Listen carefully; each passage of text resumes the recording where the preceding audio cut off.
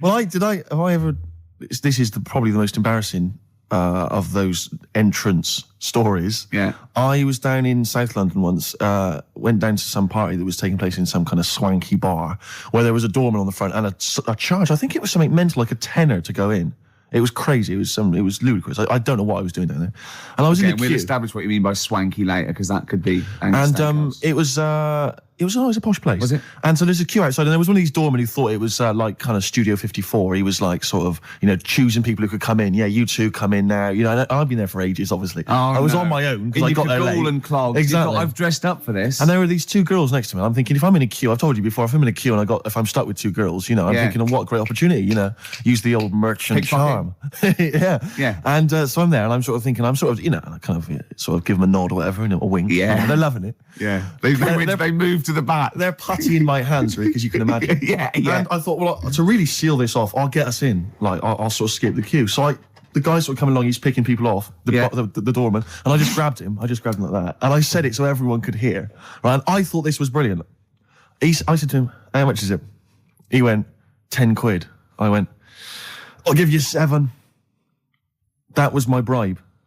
I'll give you 7. That's the whole £3.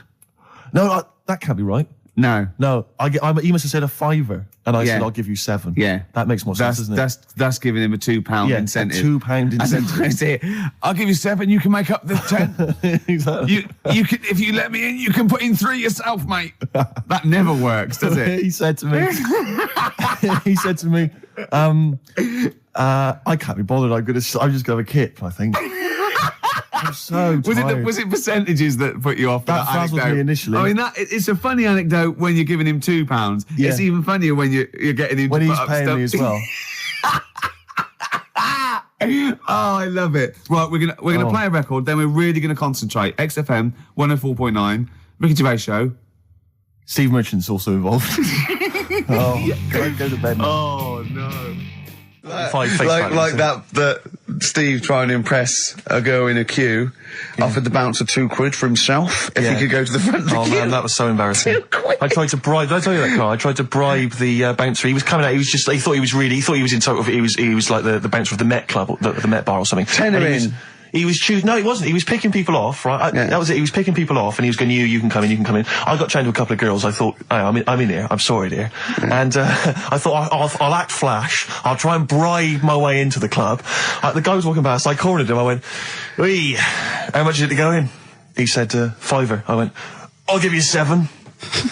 And £2. I thought, because the problem I had was I didn't want to go straight to like a tenner, because if he accepted 7, I didn't want to be down. I didn't want to waste money. Right, so I thought we could at least haggle. It was the term. Is that frugal? What is the term for that? Thrifty? I know. But I'm resenting this because you are trying to create this myth that I'm somehow, that I'm somehow cheating my money, or that I'm not a great lover. You know what I mean? And that's sort of, I'm like, it's annoying me, frankly. Oh, dear. So, Carl, do you think, and maybe Ricky as well, do you think you know much about DJing for, the sort of the wedding party or maybe someone's 18th? Oh, really? Okay, let me just offer a little hypothesis for you then. All right, the buffet's been served, right? Yeah. People have done some speeches, like it's a wedding do. Yeah. So you've already played some records early on, you've stopped for food, you've just played some light backing music in the background while the food's been served. You want to get the party rocking again, what do you kick off with? It depends. I've already got it down to 2 or 3 records. Okay, I'd like to hear what they are. Well, I've got it down to Earth, Wind and Fire. Right. That'd be great. If there's, depending on, or you want to go a bit modern, I'd probably start off with sort of Will Smith. Well, careful, Rick. I've got to bear in mind, it is a wedding do, so there's people from age 8 to 80. You got cake for every market. Okay. Carl, what about you? See, this was back in 88, so... Yeah. Kylie. Yeah. Can I tell you what the definitive track is? Go on. Oh, What a Night, Frankie Valli and the Four Seasons. Ding, ding, ding. People don't realise what it is exactly. It's straight away. Ding, ding, ding. Bow, down, down, down, down. I can't actually play it. But, Oh, What a Night. Late December back in 60. That leads you straight into a 70s medley, and everyone's loving that. I'm thinking Bee Gees. There's going to probably be some kind of ABBA track, Dancing Queen, all going to storm.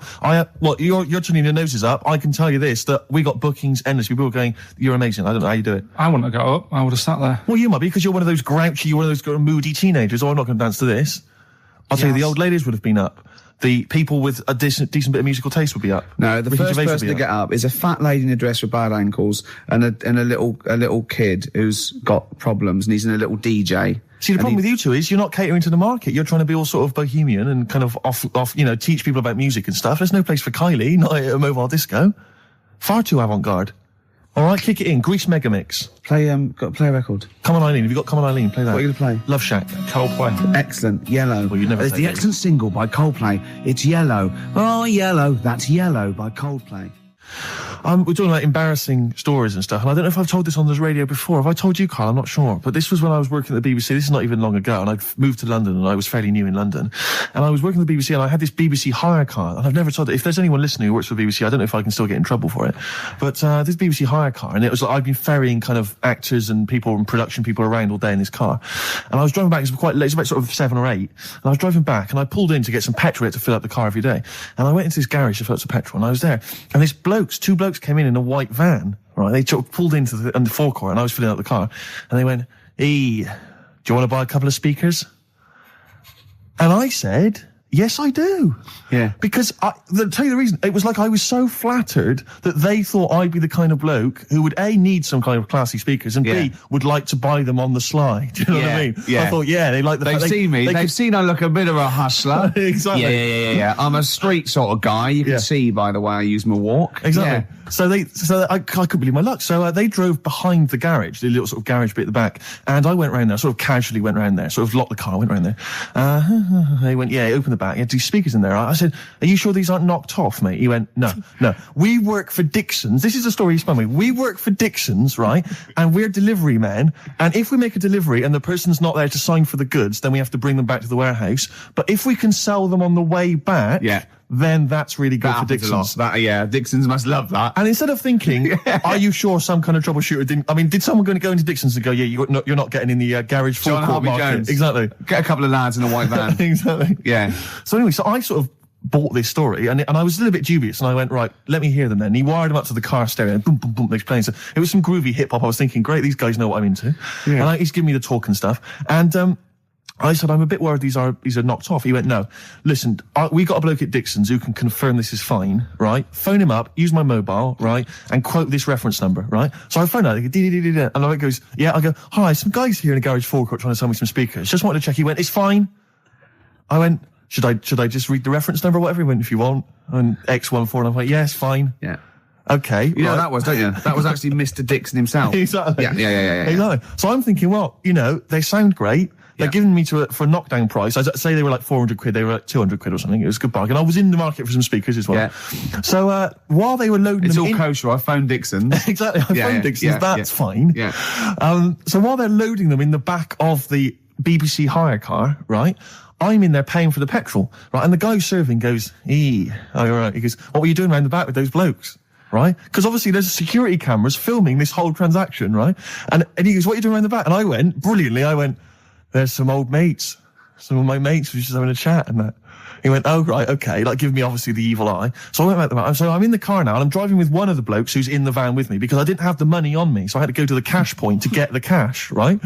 So I'm driving with him, and the other guy's following me in the van, and he was like a northerner like you, and he was giving it all all right, yeah, I tell him, my girlfriend's a DJ, she's got some of these speakers, they're fantastic, and he's giving me this. And then my mind starts working. Now that I've got a bit of time to think, I'm thinking, wait a minute, this all sounds a bit dodgy. Yeah. It dawned on me, Rick. Fool, are you? You're streetwise. Exactly. You're streetwise, Steve. Not only that, I was thinking, how am I going to get them home? I've got to drop the car off at the BBC. How am I going to get these huge speakers back to where I live? And how can I pay for them? Because I've just spent £100 on Find the Lady with a couple of blokes in the square. It seemed like a fair game. Some of his friends were winning. But so I explained to him, I said, I can't get them back to Brixton where I was living at the time. He went, don't worry, give us an extra 20 quid, we'll take them home for you.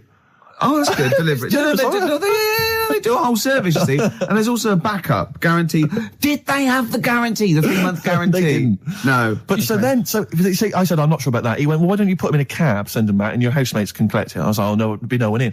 And I was beginning to sort of get a bit conscious of maybe this was a bit of a scam after all. So I pulled into a little side road. And I said, I'm not sure I'm into this now, actually. He went, what are you talking about? It's 200 quid for a pair of speakers. It's a bargain. You never get a bargain like this, mate. I'm going, not too sure, actually. I don't think I want them. He went, 150 quid, mate. 150 quid, mate. 150 quid. I went, no. He's 100 quid now to you. And I'm thinking, wait, this doesn't sound like the kind of work that Dixons would be doing. Dixons don't do that when I go in. This is it. Dixons never negotiate in that way. When I go there, look around and I leave, they go, "Where are you going?" I go, "No, we'll have anything then. Have anything for a So quid." I stopped the car and the white van pulled up behind me with his mates in. Sure. And I said, "Can you get them out? I'm not interested." And he went, 100 quid, mate. Oh, you, and he was just going, "You tosser, you obviously want some speakers." And he was having a go at me. So I was carrying the speakers out and putting them back in the white van, and he was just shouting at me. He was going, 70 quid, mate. I was like, 70 quid from 200? This is ludicrous. You realise that wasn't Dixon's policy then. Exactly. They don't usually shout "you tosser" as you leave the shop and walk down Camden High Street. They're not usually shouting "you tosser." You should have took the offer of like the monthly payments they've got on at the moment. So I eventually put them in there, and I sort of knocked the deal on the head, and I got back in my car, and they were in theirs, and I just looked in the rearview mirror, and they were punching the dashboard, like with aggression and venom, like we let that deal slip through our fingers.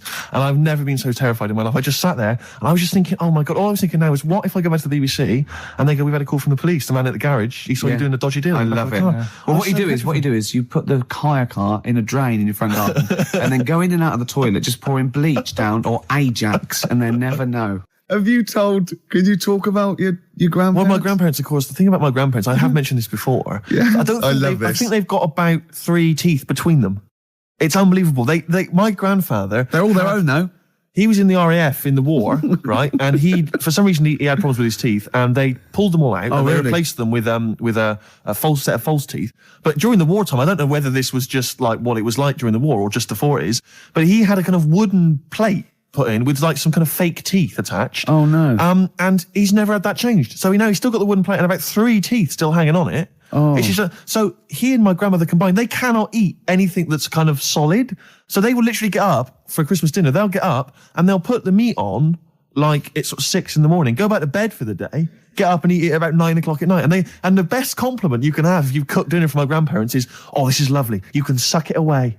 Yeah. Imagine that. Why don't they just liquidise it? Have a nice little roast smoothie. They have done in the past. Really, and a little apple crumble smoothie to follow. If we take them out to eat, like at a restaurant or something, we've got to phone ahead to make sure there's fish on the menu. Really? Because they can only have fish. But then the bones, you see, that's a problem for them. Well, you can take the bones out of fish, can't you, and sort of mash it up? Yeah, but the eyes are going Steve, as well. could I suggest the fish cake?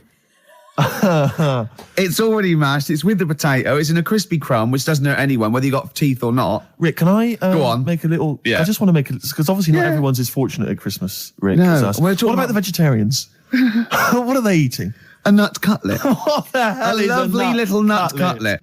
Can't they have like tofu, but in the shape of a turkey? But I love the fact that so often, certainly your Linda McCartney veggie items, they always try to fool you into thinking it's the real thing. Some veggie sausages that they've injected with something so they'll taste like sausages. Yeah.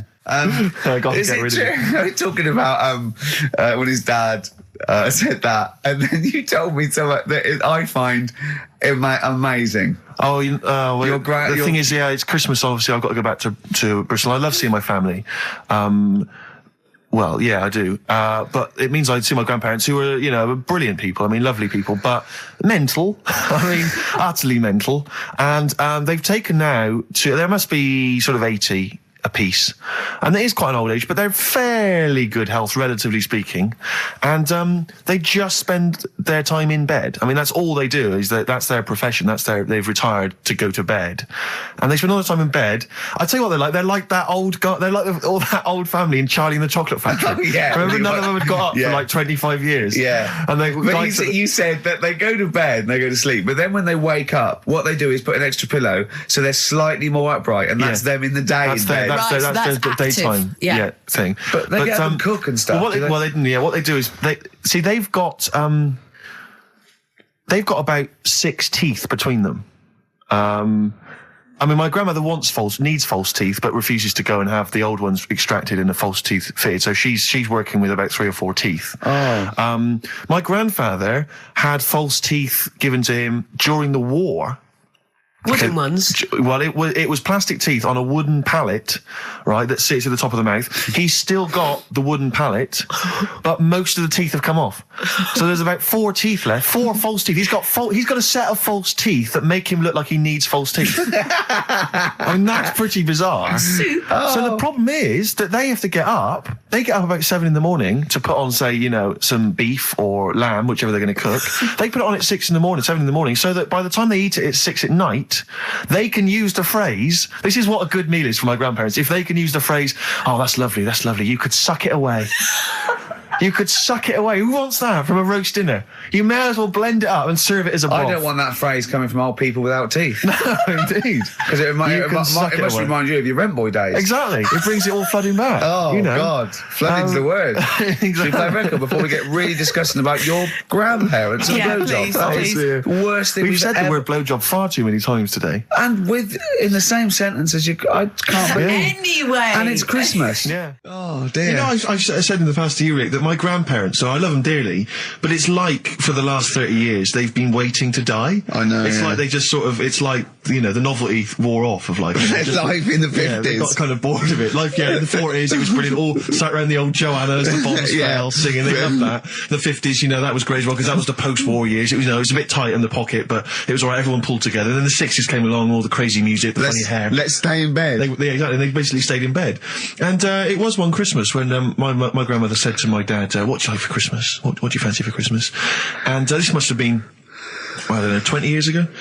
She said, what do you fancy for Christmas, Ron? And he went, well, you know, I could do with a nice big kind of warm winter overcoat. She said, don't worry about that. Don't worry about that, because your father will be dead soon. It's what you can have his. Meaning my granddad. Well, to be honest with you, my father's still waiting. Which is good news. Good news for my grandfather. Less good news for my dad. He's freezing. He's freezing. He finds out, how is he today? He's fine. Oh, okay. Oh, I'm freezing. It's such a weird mindset, that. I think that, to me, is what sums up people from that older generation, the 40s and 50s. And it seems to me that you've got that kind of mindset. It's like you were born in the 30s. And whenever you talk of your childhood, it's like you had, like, a baked potato to take to school. And a hoop and a stick as a Christmas gift. The other thing is, I think that that sort of generation, it seems that the man is dependent on the woman. As a total dependent. Oh, absolutely, If she dies, he's done. Yes. He's done for. Yeah. Just pine away. If he dies, she's got 30 years of pottering. Absolutely, yeah. Do you know what I mean? Yeah, and going to, like, you know, the youth club and the church. I know what you mean, yeah. It's sort of like that. It's sad. Of course, it's sad for them, but it's not the end of their life. No, sure. And it sort of is the other way around. I don't know why that is. Yeah. It's terrible. That's a little melancholy thought for. I know. I've really brought it. You brought it down. You've brought it down. I've brought it. This isn't a nice show at all. This is terrible. Well, we're going to have really people just killing themselves. Yeah. Listen, let me just tell you briefly, this is another example of how people can just exploit you and make fun of you when you're tall. Yeah. I was quite tall. I've always been like about 6'7" for quite a while now. And when I was about 16, I went to a big New Year's celebration in Bristol, where I come from. And everyone kind of congregates in this big sort of part of town, and there's all people dancing around, like in Trafalgar Square. And I was there, and somehow I just picked up a balloon somewhere along the line, one of those kind of helium sort of balloons, and I was holding that, sort of dancing around. And these two girls came up to me, and I was thinking, yeah, okay, you know, it's New Year's Eve, brilliant, you know, that's my kind of party. Yeah. They came up, they went, hey. Once a year. And they said, you going to be here for long? And I went, well, maybe. And they said, it's just that we've arranged to meet back at you in about an hour. I went, what do you mean? I went, well, it's just because we can see you wherever you are. Don't worry, you can move around and stuff. We'll see you with the balloon. Just arranged to meet some friends. I love that. A landmark. So, like, pilots use that. Oh, we're just coming in. There's where we go. When we see Steve Merchant, we'll be descending to Bristol Temple Mead. What's really funny is New Year's Eve, Trafalgar Square, you got a huge column, but they use Steve as like the meeting point. Steve's got a huge column. Brilliant, Rick. Well done. Award-winning comedy from Ricky Gervais. Weren't you in a car park once? Oh, no. It was New Year. And we were all gathering up. You know, like in Trafalgar Square at New Year, everyone gathers and they have a big kind of party and stuff. Well, in Bristol, they do something very similar on a smaller scale. And I was there one New Year's with my friends, and I for some reason I picked up a balloon during the evening. You know, I don't know where I got it from, but I was holding this balloon, and these girls came up to me, and I thought, yeah, nice, you know, maybe a little New Year kiss. They came up, they said, hey, are you going to be here for a while? And I said, well, yeah, I probably will. They said, it's just that we've arranged to meet back at you at midnight. What do you mean? Because I was so tall and had a balloon, I was towering above everyone else. I said, what? I said, we're going to meet back at you at midnight. They said, don't worry, you can go about your business because we can see you wherever you are. This is where Nelson's column is. No. No, this is in Bristol. Oh, right, okay, yeah. And so I'm sort of wandering around, and then at midnight these two girls turn up again, and some of these lads come and meet them, and they're sort of laughing and joking. I'm thinking, they're probably going to invite me back to a party. I watched them get in a cab. They went off. They had a wild night. But then I did have a balloon, so it was a great new year for me. I did have a balloon. Oh. You were going to tell us a little story about just past my test. Yeah. My parents had a big Volvo estate, and it's quite a big car to drive. My parents didn't have a car. But I know you don't drive cars, Rick, but it's got a big car to drive if you've just passed your test. It's safe though, isn't it? It is very safe, that was the thing. Yeah. And I come from the West Country, obviously, there's quite a lot of windy lanes. No, you're joking, do you? They have cars there. Well, here he comes. Blimey, Carl. Learned on a tractor, automatic it was. Do you want me to tell it or not? Oh! Don't go about the accent! Oh no, I'm not a word. Oh, go on. Go on. So I went to this party. You have a go at him being from the north. Not when he's telling an anecdote. He's never told an anecdote. Oh yeah, fair point. Yeah, go on. So I went to a party, and I was quite excited because I had the car, the motor, and there was a chick heading down to the party that I was like, I had my eye on. And I thought, now I've got a car, and going to the party, it's going to be amazing, right? And various friends had said, like, can we get a lift? I thought, yeah, groovy. I'll pick up the chick as well, who's a friend of a friend. Yeah. So cruising down to the party in the motor, the Volvo estate, and there's nothing sexier than that. Slipping a little bit of Billy Joel on the stereo or whatever. Something classic. Go exactly. And maybe it was Billy Ocean.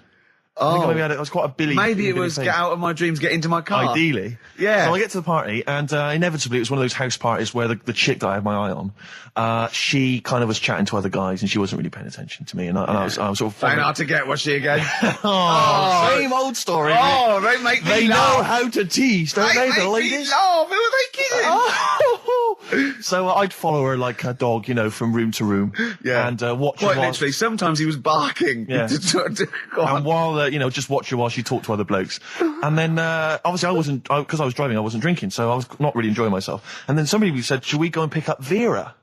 And I thought, right, okay. And they went, Steve's got a car, let's all leap in there, we'll go pick up Vera. And this girl was like up for it as well, so I thought, brilliant, I'll be back in the car with her, away from all these lads. Yeah. One guy she had her eye on, he came as well, I was a little bit annoyed. Yeah.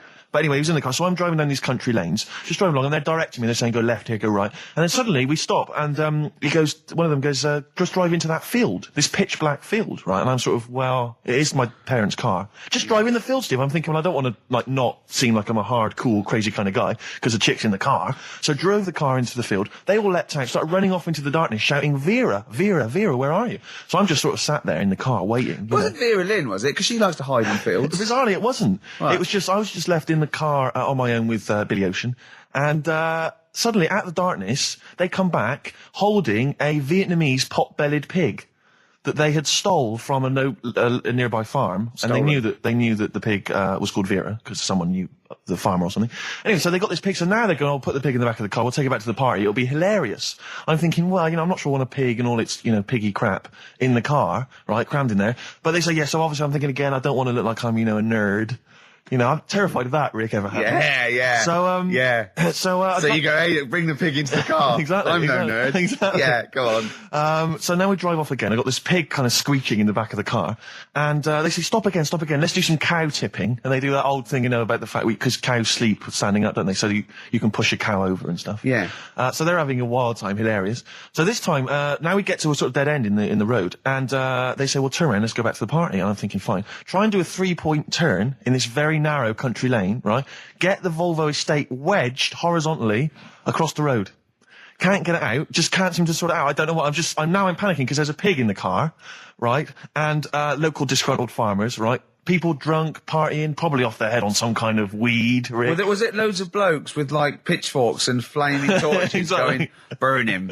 He's playing with our pig. Exactly that. And so that, I was so terrified that all I could think was they're going to have to send a helicopter to lower a magnet onto the top of the car to lift the car up and put it the right way around. You used to read a lot of comics, didn't you? Yeah. So, do you know what I started doing? What? Crying.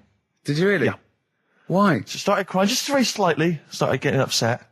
And the other guy that the girl fancied, he had to get into the driving seat and sort it out for me by slowly edging forward and backwards. That's the worst bit of the whole story. Yeah, edging slowly back and forwards. He just sorted it out, just slowly worked the car back round, and then we were off. You were just gently weeping. Just gently weeping in the back. The bloke had just taken the bird that you saw from a distance. Exactly. That was basically your wife in your head by then. Oh, yes. Was it? I can't We were believe it. happily married with a pig for a child. Don't joke, that could happen. I know. The pigs come, if you like. Sorry? What did you say? What did you say? What did you say? When you do what, Carl? What? What did you say? No, what did you say? Because I don't want to have to go to the radio authority again. What did you say then? Just remember. We are going out live, Carl. Yeah, remember Tom Binns, right? What did you say? What I'm saying is, why were they shouting Vera? Because pigs don't come to the name, do they? Hey? I don't know the ins and outs of a pig, of how to lure a pig into your trap. Can I just tell you some very, very interesting things about pigs? Please do. Right. One, everyone knows they have a corkscrew-shaped penis, right? A corkscrew-shaped penis. That's the tail, isn't it? Two, they can't look up. They can't put their head back and look up, right?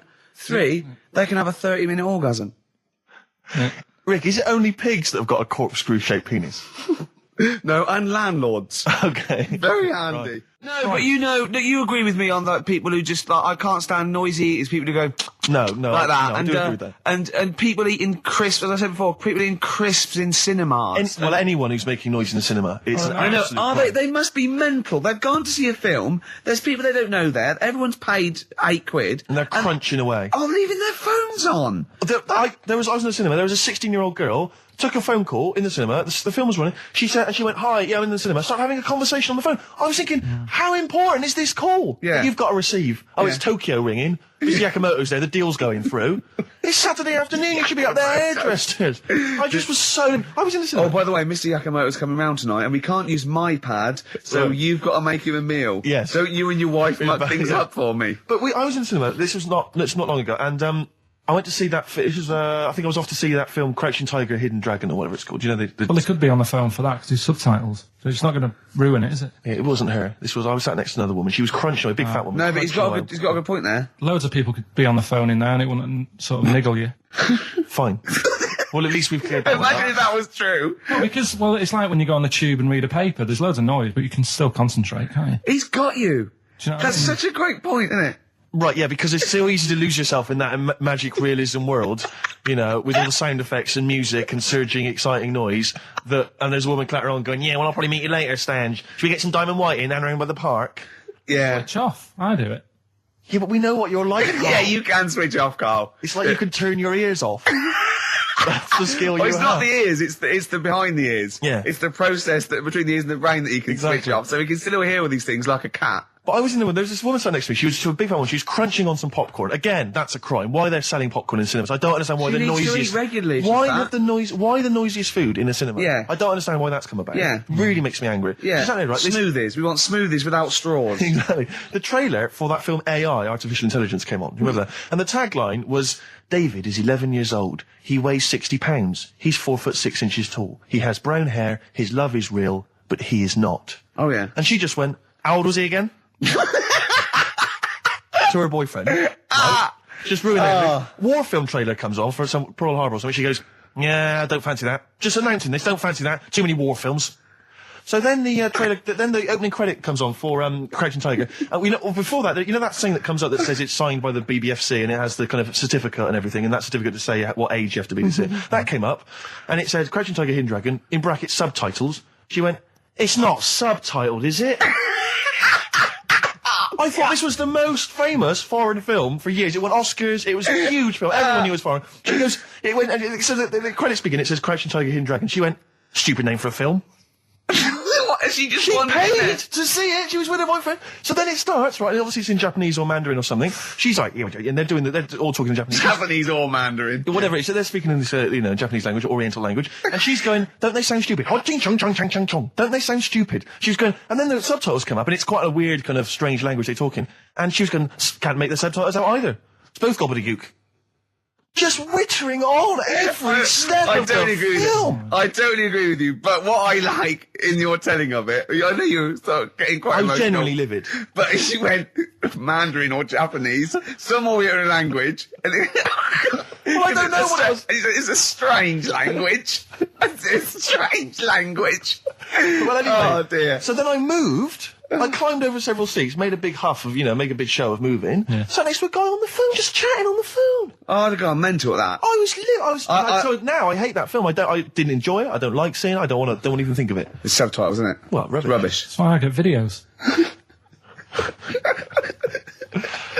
Yeah, I should have thought that through, Carl. You're absolutely right. Lamb chop. Yeah, let's play Lamb Chop. This is brilliant. This is from this CD that came out recently with Uncut magazine. Occasionally they put out some quite interesting free CDs, and this was one that had various covers of Rolling Stones songs.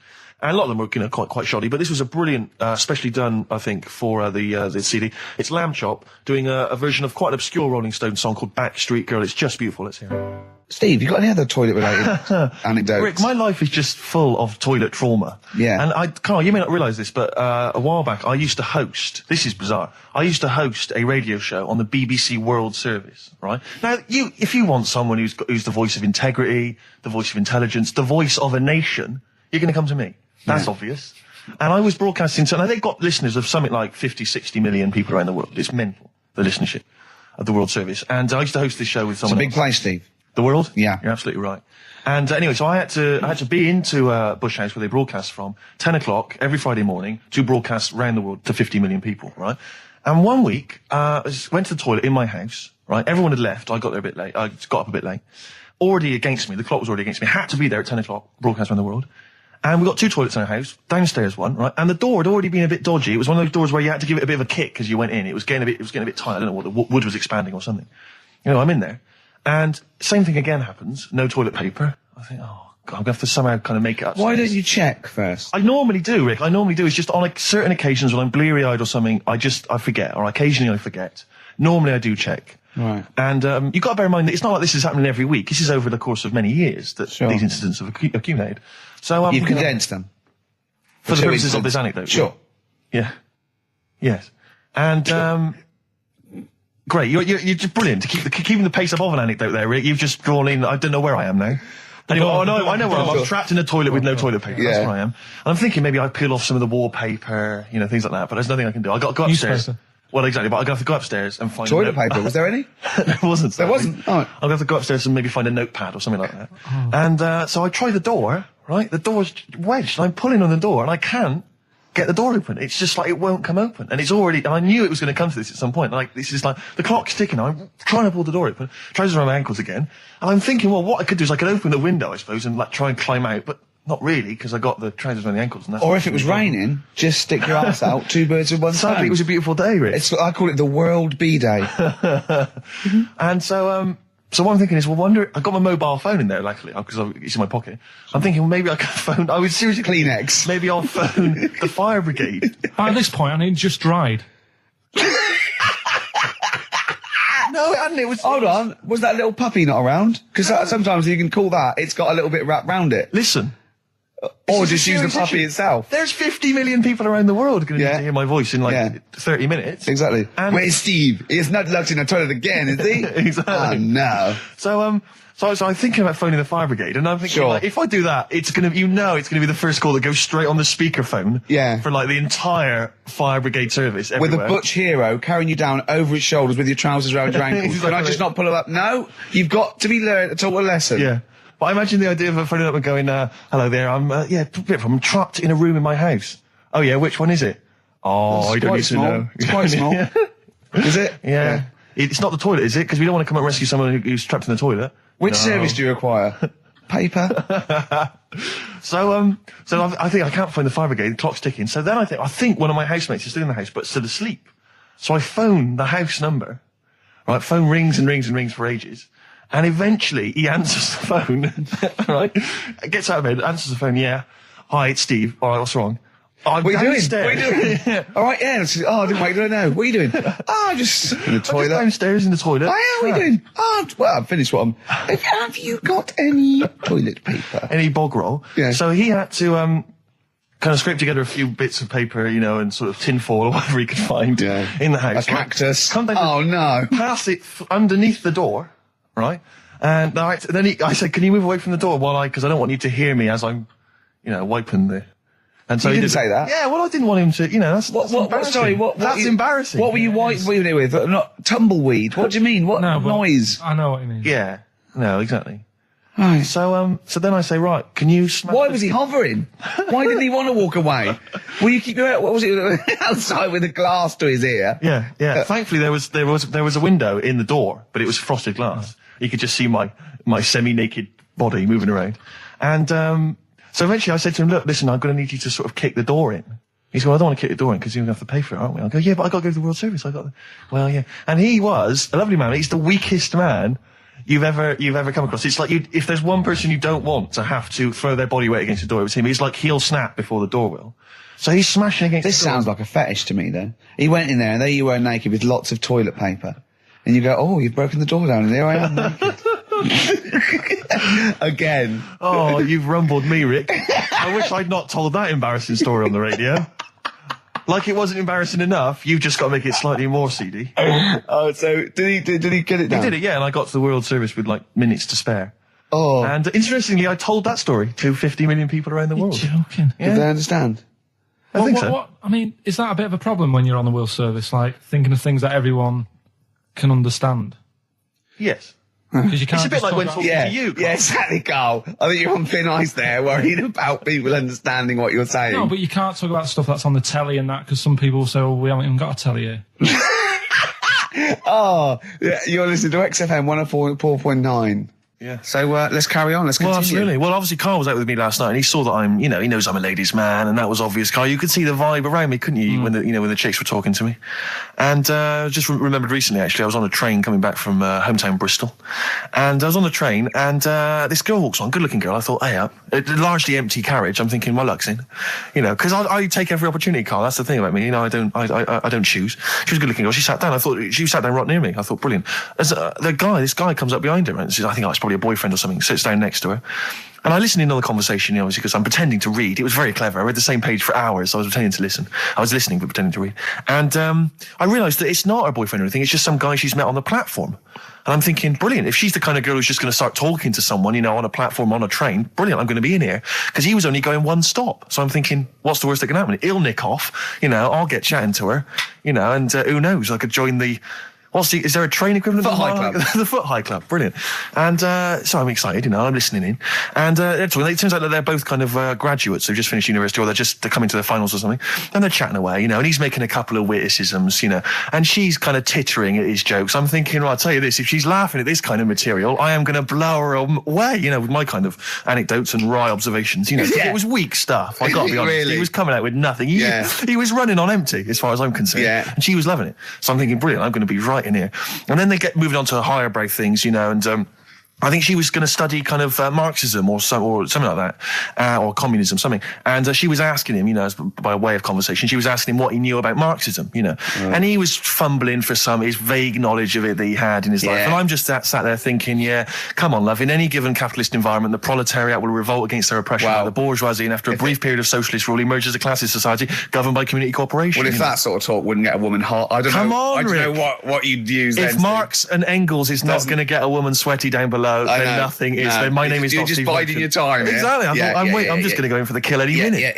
Yeah. So anyway, it comes to his stop. Right, he gets up. I'm thinking this is a piece of cake, and he gets off, and off he goes. He walks off, and I'm thinking brilliant. And I thought, I'll wait till the train's pulled away. I'm not going to leap in straight away. No. And he comes back along the carriage, and I'm thinking, hang on a minute. He goes, listen, do you mind if I give you my email address? Oh. Right, and if you want to get in touch, email me. I'm thinking, come on, you loser, get off now. Save your face, please, before it's too embarrassing. She accepts the email address because she obviously doesn't want to hurt his feelings, whatever. I'm thinking, fair enough. She's a good woman. I'm liking her. I'm loving her. I'm thinking that's my kind of girl. So anyway, he gets off. I'm sat there, the train pulls away. I'm thinking, I'll wait a few minutes, I'll just, give it some time. Her phone rings. It's her friend on the phone. And she starts saying it, and I was listening in, and she was going, just met a guy on the train. I'm thinking, that's true enough. She goes, he was a good-looking guy. I thought, you're having a laugh, love. To be honest.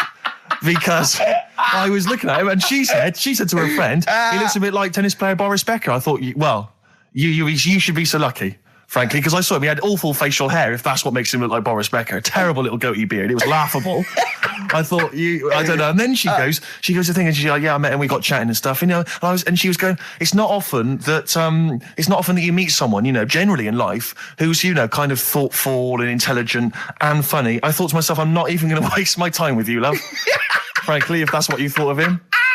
You just walked away. And I'll be honest with you, I didn't even bother talking to her. No, you were I didn't even waste my time with her. If she thinks that bloke is not only great looking, but funny and intelligent, and she got on well, and he was polite, and it was a chance meeting, and he thought, and she thought that you were like a freaky looking dork who didn't even have the nerve to speak. That is what she thinks, then I don't want to know her. I couldn't. You walked away, and good luck to you. And I have my dignity intact. Yes, and she's nothing.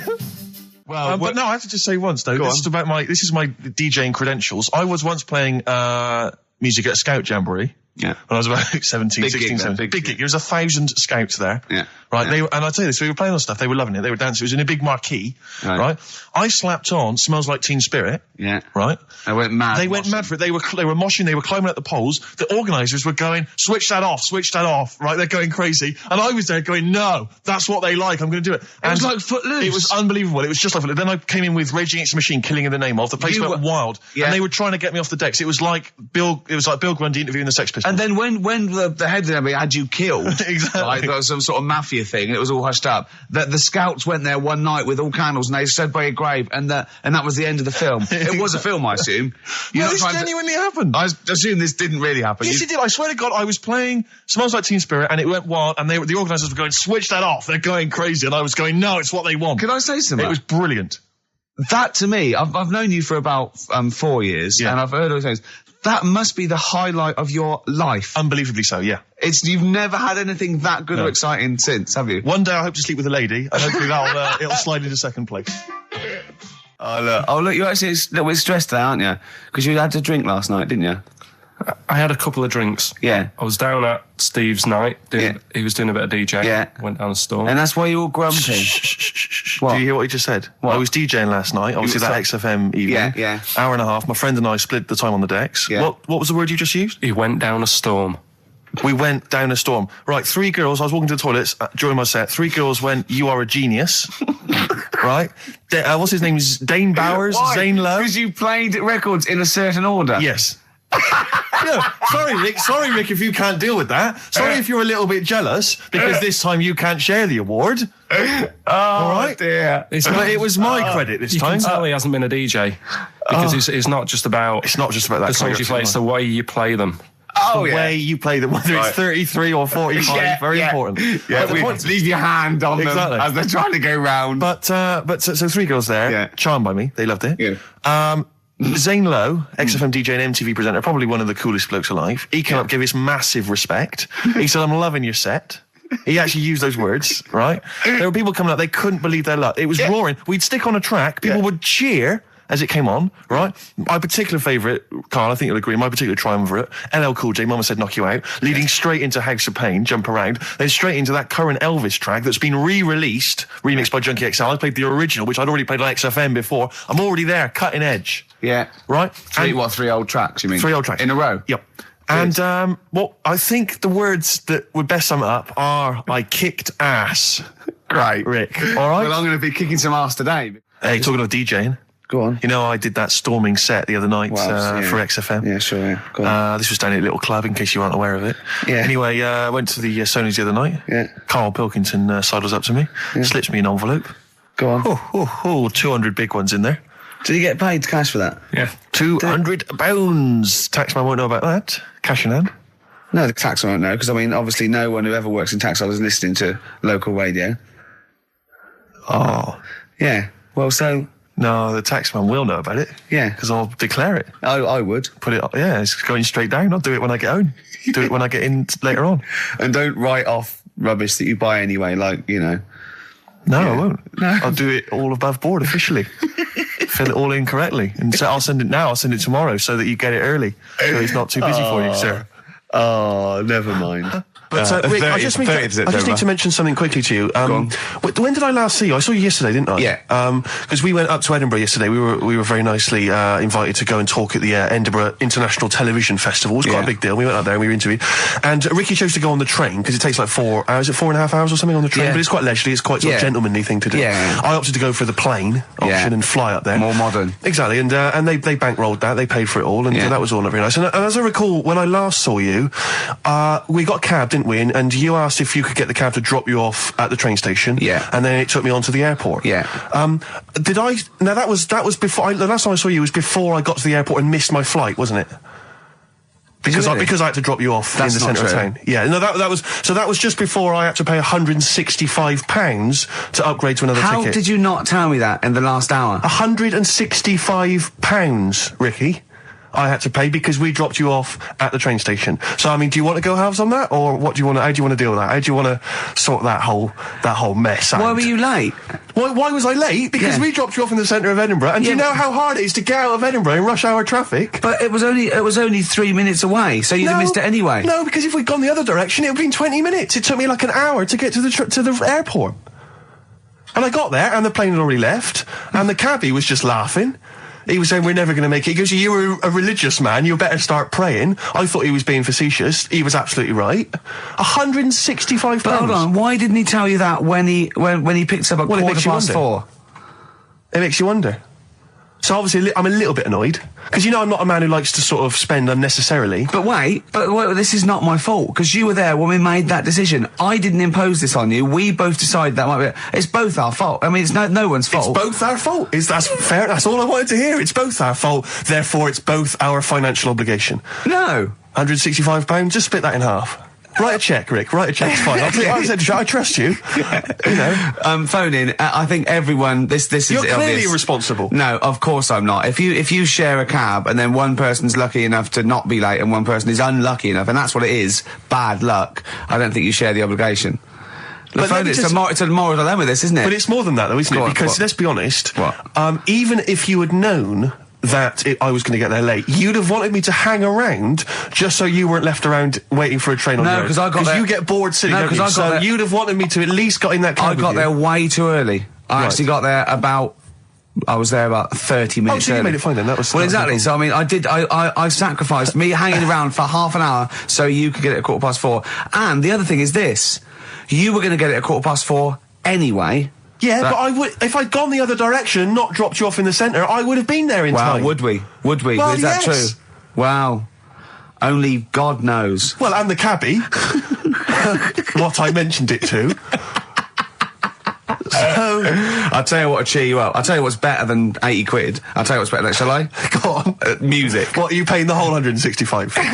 Listen, look, I've brought in a little track here, Bruce Springsteen off the Tunnel Love album, and I know you're a Springsteen fan. I'm a Springsteen fan. We should just qualify this, because a lot of people who listen to XFM are obviously a bit edgy about Springsteen. They just think he's this old, kind of ludicrous 80s rocker, the bandana, the flying the flag, which he never really was. No, that was Bon Jovi. Exactly, don't confuse Bon Jovi. But seriously, no, do you know what I mean? He did write some great music in the 70s, and he just got a little bit kind of pompous in the 80s, but he still turned out some amazing tunes, one of which I imagine is this one, Rick. This one's called Brilliant Disguise. Yeah. What about, are you a fan of any of the great English operas, like The Pirates of Penzance? Yeah, Gilbert and Sullivan. To me, Gilbert and Sullivan were like probably their day equivalent of like Richard Stilgoe getting together with Tony Slattery.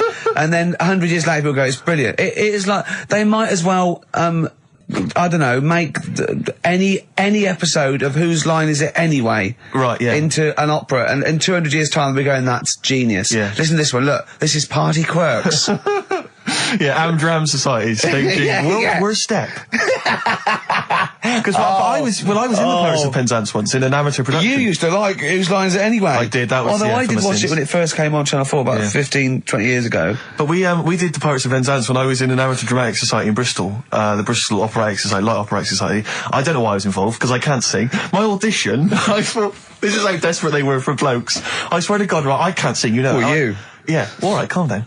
And I went in and they said, so what are you going to sing? I went, well, I want to surprise you. They said, do you want a piano accompaniment? I said, no, I don't think so. I went to the back, I swear to God, I went to the back of the room and I just sang, Thumbelina, Thumbelina, tiny little thing. Thumbelina dance, Thumbelina sing. Thumbelina, what's the difference if you're very small? 'Cause when your heart is full of love, you're 6 feet tall. I just did that.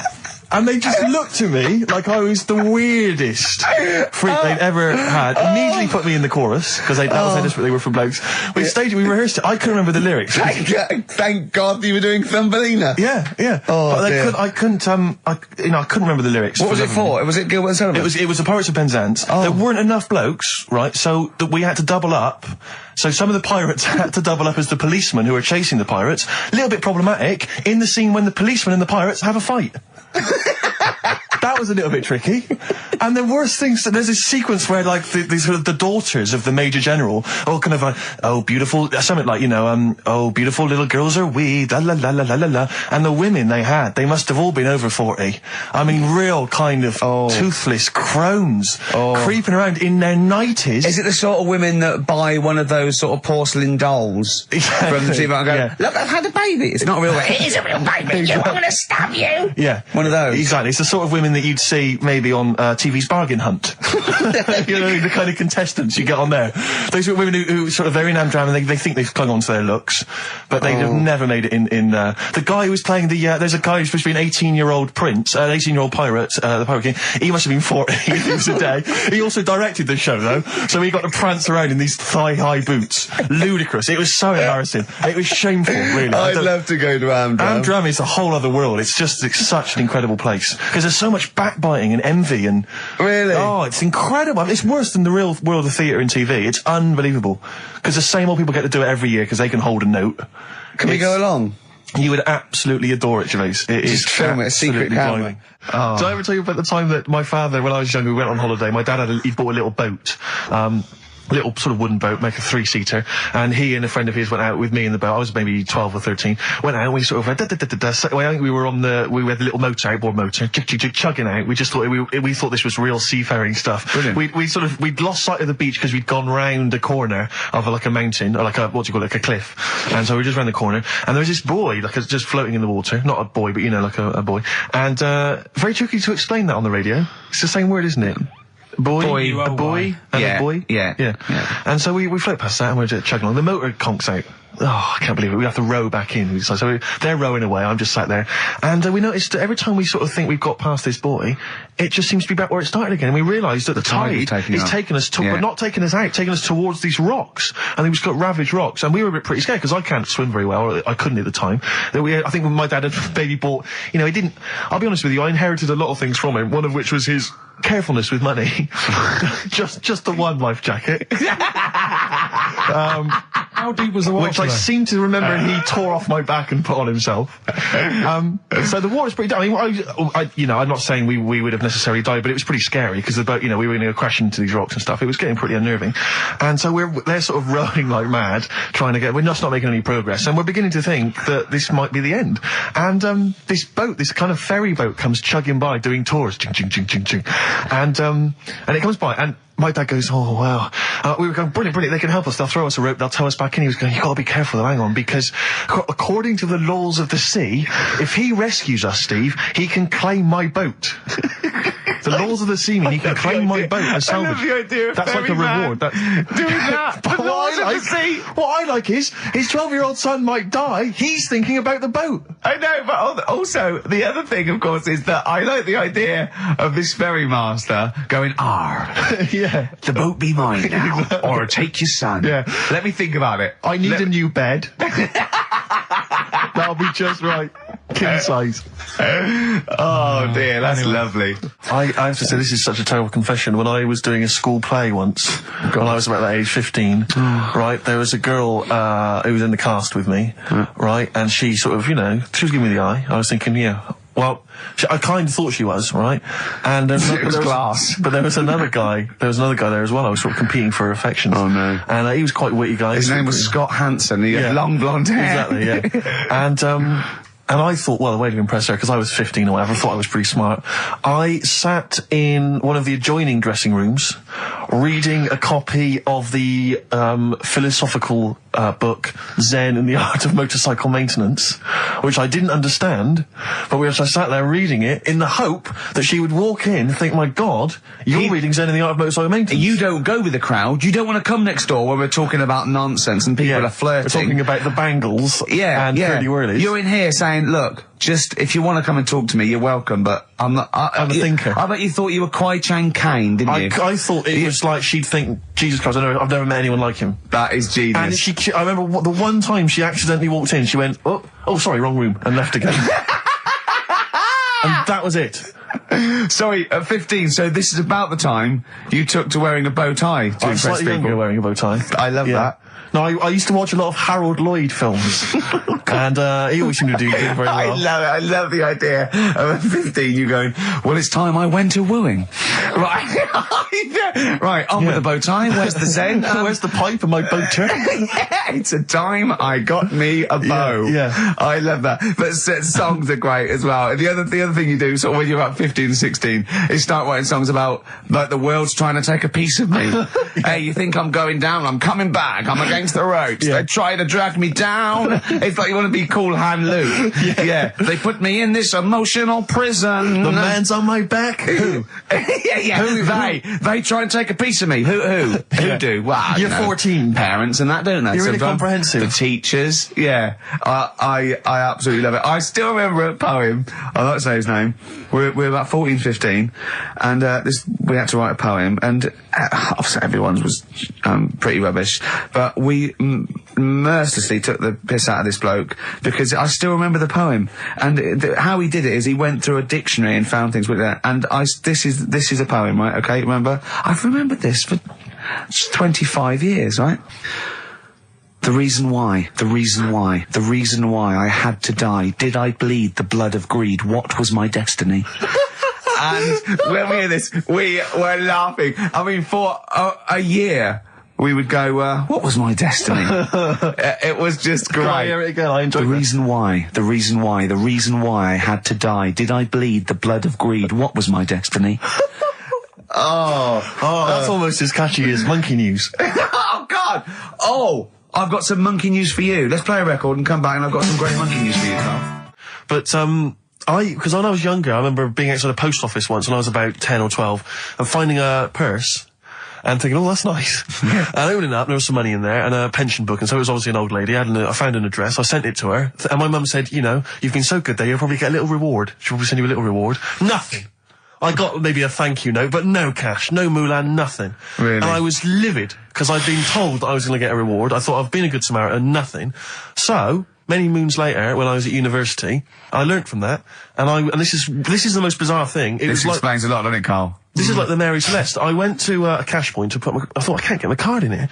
And I realised there was already somebody's card in the machine. They put the code in, but then they just disappeared. They'd been kidnapped or something. So it was just there, waiting, sitting. It said, what do you want to do? And it gave you a number of options. I thought, interesting. Steal or go to heaven? Yeah, exactly. You went, oh dear. Well, I pressed balance, just to check what their bank balance was. Unbelievable. It was a considerable sum of money. I'm not going to lie to you. It was not typical student debt. It was like, I think they were a foreign student. There was a lot of cash in there, a lot of money. Did you feel a slight bulge in your trousers when you saw the amount of money? I couldn't believe my luck. I thought to myself, now then, I could just take that card out and hand it in, or I could teach them a small lesson. Right. And maybe give myself a reward, because last time I did that, I didn't get a reward. So if I give myself £30, then I'll take the card out. 30? Give myself 30. You didn't really? Well, I thought that's a good reward. And I went in, I handed the card in, I took that. Steve, and that's a little reward for me. And I'll tell you this, don't think it's evil, because I went in and I bought everyone a drink. Well, brilliant. Yeah, I didn't tell them I got the money free. Well done. Excellent. So probably gangsters are quite generous with the money they've stolen from other people. Yes, but someone's negligence, Rick, has lent... Well, the thing is this, Steve, right? I believe it, except they're buying people a drink, Carl. What do you think? Well, I kind of thought that when he said it, but then I thought, but they'll be buying him back. So he's still... So in a way, he's still a winner. Yeah.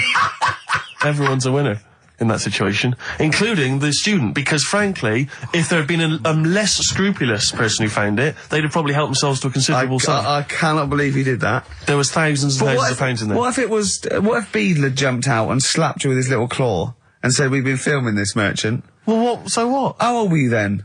I don't know, 19, 20? Would you do it again, or was it just to get the world back for the old lady's purse? possibly do it again, yeah. You're joking. Well, you've got to think of it this way. You've got to think of it as there was a lot of money in there, and someone less scrupulous than me would have taken a fortune. They'd have cleaned them out. Whereas I just took a small reward, which I thought was more than enough for someone's negligence. And I've returned the car. They've got the car back. Everything's fine. Think of someone else. I could have gone on a spending spree. I could have been buying stuff, all sorts. Yeah, but it wasn't yours at all. Yes, but they probably would have given me a reward.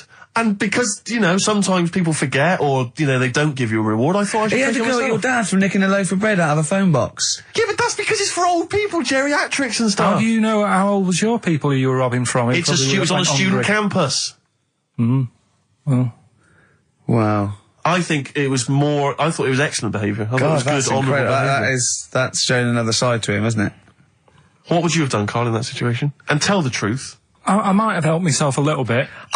There you are. I don't know what this is helping yourself a bit.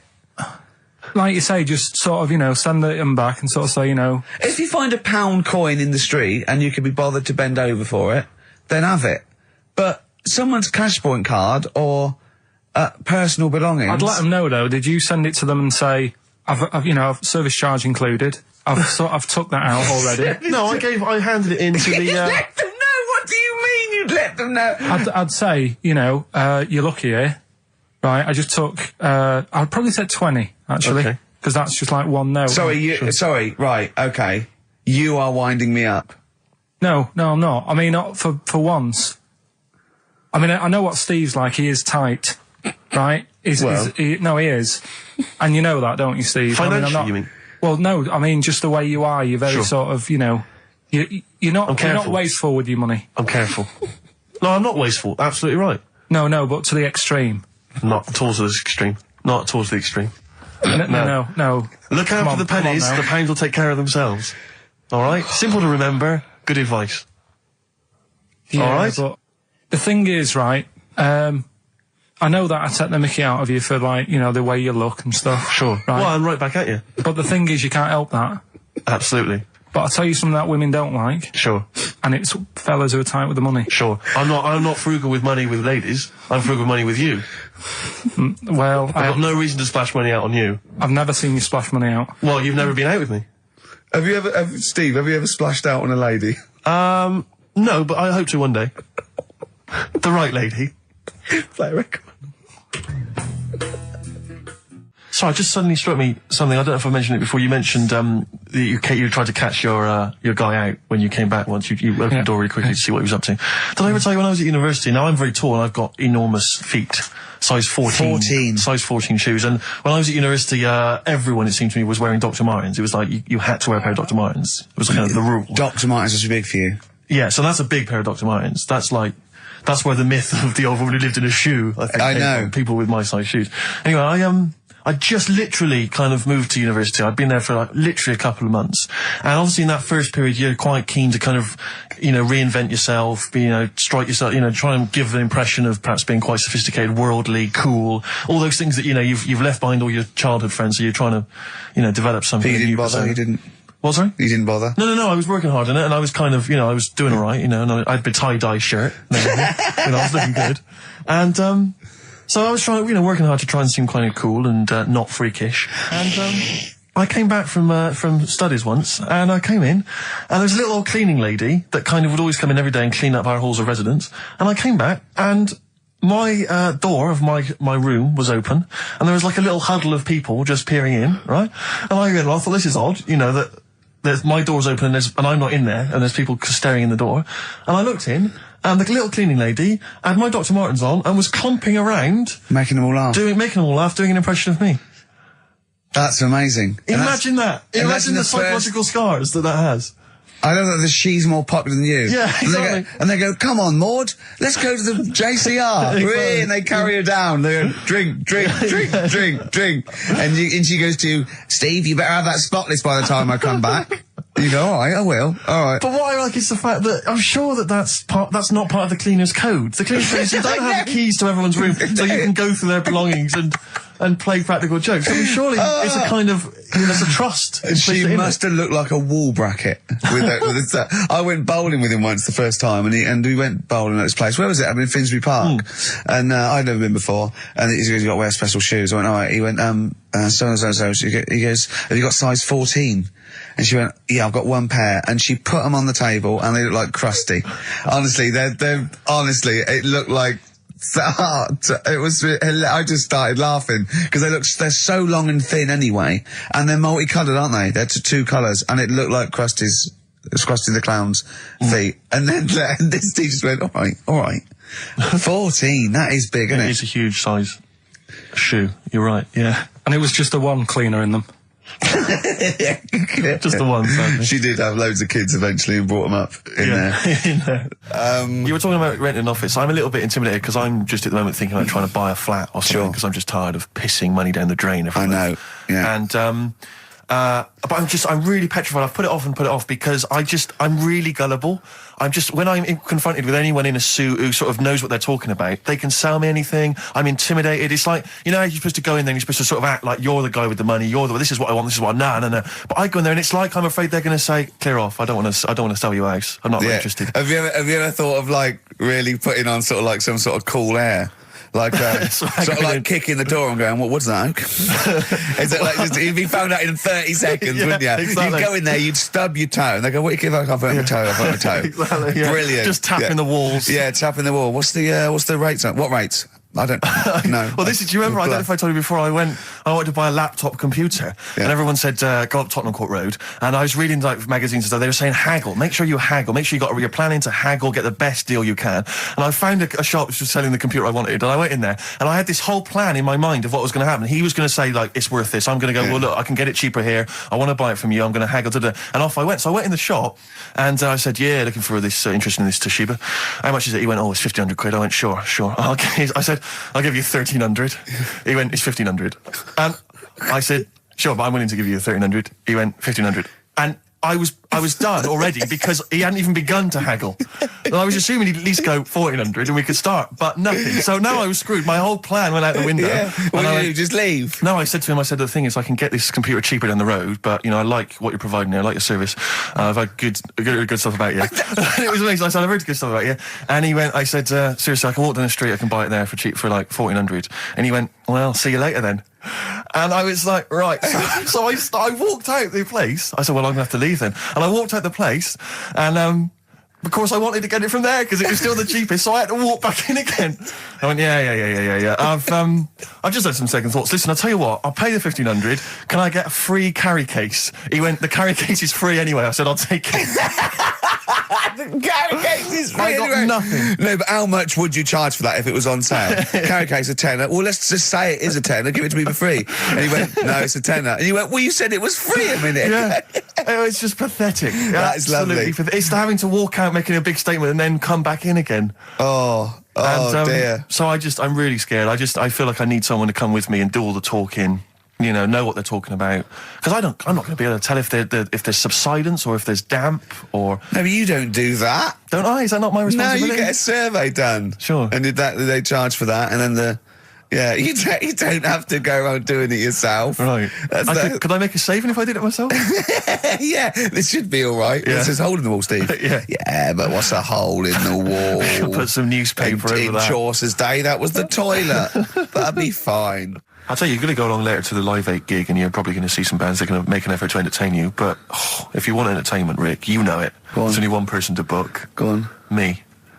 If you perhaps I'm going to do, because I'm obviously a top DJ on the radio, but where I really come into my own is DJing in any kind of club environment. Well, you told me you were DJing, I didn't go to it, DJing at a party, and you said the place was rocking. The place was roaring. And I loved it. Carl just said he was there and they weren't. Well, that's nonsense, Carl, because you know very well that when I'd put on a tune, they'd cheer. Yeah, but it was late on in the night. They would have done that, whatever you put on. That's nonsense. No, they said they were happy and everything. I'm not saying they weren't having a good time. It was your party. It was all right, but they weren't going mental like you're sort of making up. They were definitely going mental. When I put on the Proclaimers, they could not believe their luck. They would have walked 1,000 miles. Was it good though? Were they really? What were they doing? They were dancing, were they? Dancing and that, but they weren't sort of cheering, going, more and all that at the end. What are you talking about? Oh, Take On Me came on. The big cheer went up. Oh, I don't know to believe. I've been there, done it, Steve. I've been the DJ as well. Oh, it might be jealousy. It might be like professional jealousy there. Yeah. I think it's because my fortunes are on the up and these are on the down. We all know famously that he had Pilkington making music. His DJ outfit. Didn't happen. I did enough. I just wanted to do enough to pay for the equipment, and I did. And that was that. But I don't like crowds, do I? But you're safe, aren't you? You're behind the little thing with the flashing lights. But there's still a lot of people and that. Forced fun. Don't like that. Forced fun? It's not forced fun. They haven't got to dance if they don't want to dance. Yeah. Don't like it. What do you mean your fortunes are on the up? Anyway, DJ. Well, I'll tell you, I was hired. Well, I say hired. I did it as a favour to a friend. His wedding the other week. And I got there, I was thinking, because everyone had their little role to play, and then people were doing a good job. I love you taking it seriously. And I spent ages putting together some CDs, special selection CDs. I love that! Because what I did was I burned them on iTunes. Did you turn up with your own headphones round your neck? Own headphones, wearing a suit, but headphones. Metal case. Didn't need it, just had them all in one small box. Brilliant. Boom. I thought this is good stuff. I got some classics here. Give me an example. Give me an example of that, like the first hour, the warm-up hour. Rick, I'm coming straight in with Frankie Valli, Oh What a Night. Brilliant track. I mean, when those beats start at the beginning, who's not getting on the dance floor? Wait a minute, what's this following up? Go on. It's the Jacksons. What, I Want You Back? I Want You Back. Brilliant. It sounds good at the moment, Carl. Yeah. So I'm thinking, at least I'm gonna roar this, because they laid on a good spread. The ceremony was nice, food was nice. I'm thinking this is going to be the piece de resistance. Yeah. Alarm bell started ringing. Why? When I realised there was a marquee outside. Of course, it's a balmy summer evening. I'm stuck inside on the dance floor inside. I'm thinking I'm going to be struggling here to get them in. Even with flavours like this, I thought I'd struggle, Rick. So I'm sat there in my suit. I'm sat behind this little DJ console. I got to all the big numbers. There's one or two people making some token effort, but frankly, most people are outside everywhere. I was livid. Of course, they couldn't hear it out there. So I was playing to an empty room, really, and I was furious. I was absolutely furious. Because, I mean, what is, you're wasting my time. You're wasting now. I could have just stuck the CD on and gone out. They're wasting Frankie Valli's. Frankie Valli's time. They're wasting the Jackson 5's time. They're wasting, D-Light's time. Yeah. And, so I'm sat there, and there's a couple of people making a cursory effort. Mainly when they come to get a drink from the bar, they might have a little quick, couple of twos. You shout, we don't want your not interested. All of your no one. All of your no one at all. And, then there's a microphone set up because people have been doing speeches. This little girl gets on the mic, right? It's being funneled through the speaker system. So every time I put my headphones on... Miss Dynamite, was it? It wasn't, sadly, Miss Dynamite. Although she decided to have a little go at MCing. She was screeching her little head How off. old is she? Oh, I don't know, 8 or 9. At their most annoying. When children are at their most annoying, because they got a bit of confidence there. They're a bit cocky. They're not shy anymore. They're a bit arrogant. Yeah. She's screeching her head off, so I'm playing, and she doesn't know it. Your face! I'm playing into the groove. No one's getting into the groove because she's going mental. She's just going, what's this? I don't know what this is. Play something I know. I think I haven't got any bloody DJ Otsu or Crazy Frog. I'm not going to play what you... So she's just screeching along, ruining it for everyone. And I say everyone, there was no one there. So she was ruining it for me. I bet you were really angry. I was furious. But of course as well, every time she screeched, it went through my headphones. So, of course, and then her dad comes along, right? And I'm thinking, all right, he's seen what's happening. Just imagine you in your suit, sweating, getting annoyed at someone ruining your set that no one's listening to. I think, her dad's coming over. He's going to put pay to this. He's realised that, she's causing a disturbance. He comes over there, joins in. No. Sits her on his lap. He's just saying, she's having a whale of a time. I'm thinking I'm furious. I'm thinking it's his responsibility to shut her up. He's not going to do anything. What can I do? I can't step in. No. And I know very well that if I interfere, he's going to say, oh, well, she's enjoying herself and no one's dancing anyway, and we'd have just got into a fracas. Yeah. And I didn't want to start a fight. No. Because I don't know, but he'd have knocked you out, wouldn't he? Someone would have got knocked out. And I'm not saying who it would have been, but, but there would, to bear in mind, Rick, there would have been 2 of them. And, so I didn't want to get into a fight with him. And, anyway, so I'm playing. Anyway, so my friend came along. He realised what was happening. And I didn't have the guts to unplug the microphone. Because he'd have known, you see. Yeah. So I got my friend to do it when she had her back turned. So he pulled the plug out. The microphone went dead. She went, what's going on? I went, I don't know what you're talking about. I said, I don't know. She said, where the microphone's at? I said, you must have broken it. I don't know what's going on. Someone will probably make you pay for that. And anyway, at least we shut her up. That is great. But it really went from bad to worse. And you know, there's that thing when you panic, you start panicking, so you're putting on a lot of flavours that you would have saved till the last hour. What are we talking? Boom, boom, shake. Exactly, you're throwing him in early. Love Shack's coming on way too soon. Really? Oh, Love Shack before 11. It's heresy, but I had to do it. But anyway, in the end, I made the bride go and get some people in. I said, look, it's your special night, all right, and they're going to enjoy this. I'll be honest, love, this is a washout, and it's up to you to turn this wedding around, or I'm walking. And I tell you, they're going to have a sour memory of this evening, unless you bring some people in. Get everyone in dancing. So she got him in at the end, Brilliant. And I'll tell you this, Carl. I mean, I don't know what you say, but they were loving it. They were absolutely loving it. A bloke came over and said, have you got Amarillo? I said, no, but I put on something even better, Delilah. Wedding crowds always go for Delilah. A song, of course, about old man killing his wife. But it always goes down very well, strangely, at weddings. They get into a sort of hokey-cokey thing. They went berserk for it. And I was following it up with, I had the monkeys, I had all sorts going on. Brilliant. Of course, you know what happens. I'm going great guns. People are absolutely loving it. They're rocking it.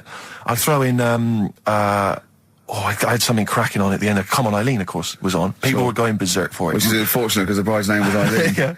Yeah. And then the bride pipes up. I'm throwing the bouquet. So they all traipse off outside again. Oh. I was furious. Oh, no. I plugged the microphone back in. I said, what are you doing? We got, but they went out there. And, of course, you can't get them back once they've done that because all the women are running around. I got the thing. And then they got to wave everyone off, throw the confetti. They ruined your day. I was having a great time and they ruined it. She ruined your special day. She ruined my special night. Oh, no. It's on her head. What would you put on about now, Carl?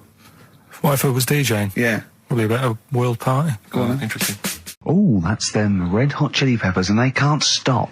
I'm Ricky Gervais with me, Steve Merchant and Karl Pilkington. You're listening to XFM 104.9. Coming through today, it's noisy again out there. It's a nightmare. A lot of people marching up and down. What's that about? Well, from what I can work out, there's hundreds of them, millions of them, and they're all shouting really loudly. What do we want? Peace. When do we want it? Now. What do we want? Peace. I want to go, shush. Yeah. We all want a bit of peace on a Saturday. Yes. Keep it down. Please. I can barely hear myself think. I know. And he's not listening. Tony's not listening. He can't hear you from there. You may as well give up. He's not listening. There was 1 million of you last time. It didn't do anything. Hey, but Steve, there's no attitude. You know what?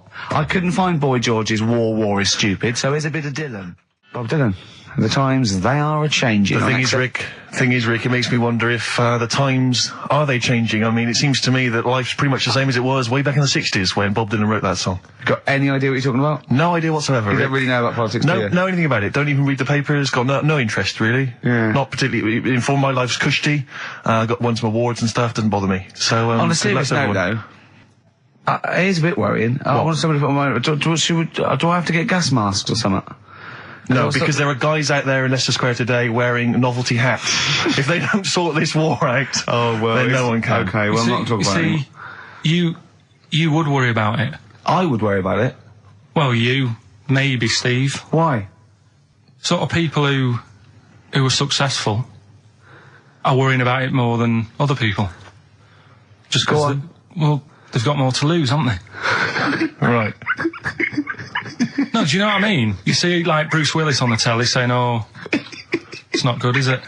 And it's because he's got a big house and loads of cars. If you live, on a council estate, it's like, well, if it gets bombed, probably doing us all a favour, we'll get nice new blocks of flats to live in and that. It happened with Manchester, with the bomb that happened, and they bombed the Arndale Centre. Did us a favour. Got a nice new Marks and Spencers and that. So this puts a whole new twist to the argument when people say bombing the world's poorest countries is wrong. Because I remember when the Afghan problem was on, people were saying bombing the world's poorest country is wrong, but it's like home improvement, according to you, then. Yeah. Because they've got a brand new B&Q, have they, over there? They're popping down there every Sunday. Anyway, let's not go on about it. Yeah. Well, think what you're saying. Yeah, I know. My family was killed, but look, a carpet warehouse. Yeah. Do you know, I think, people don't want to hear about this today from us. They want to hear, the new features, the songs of phrase.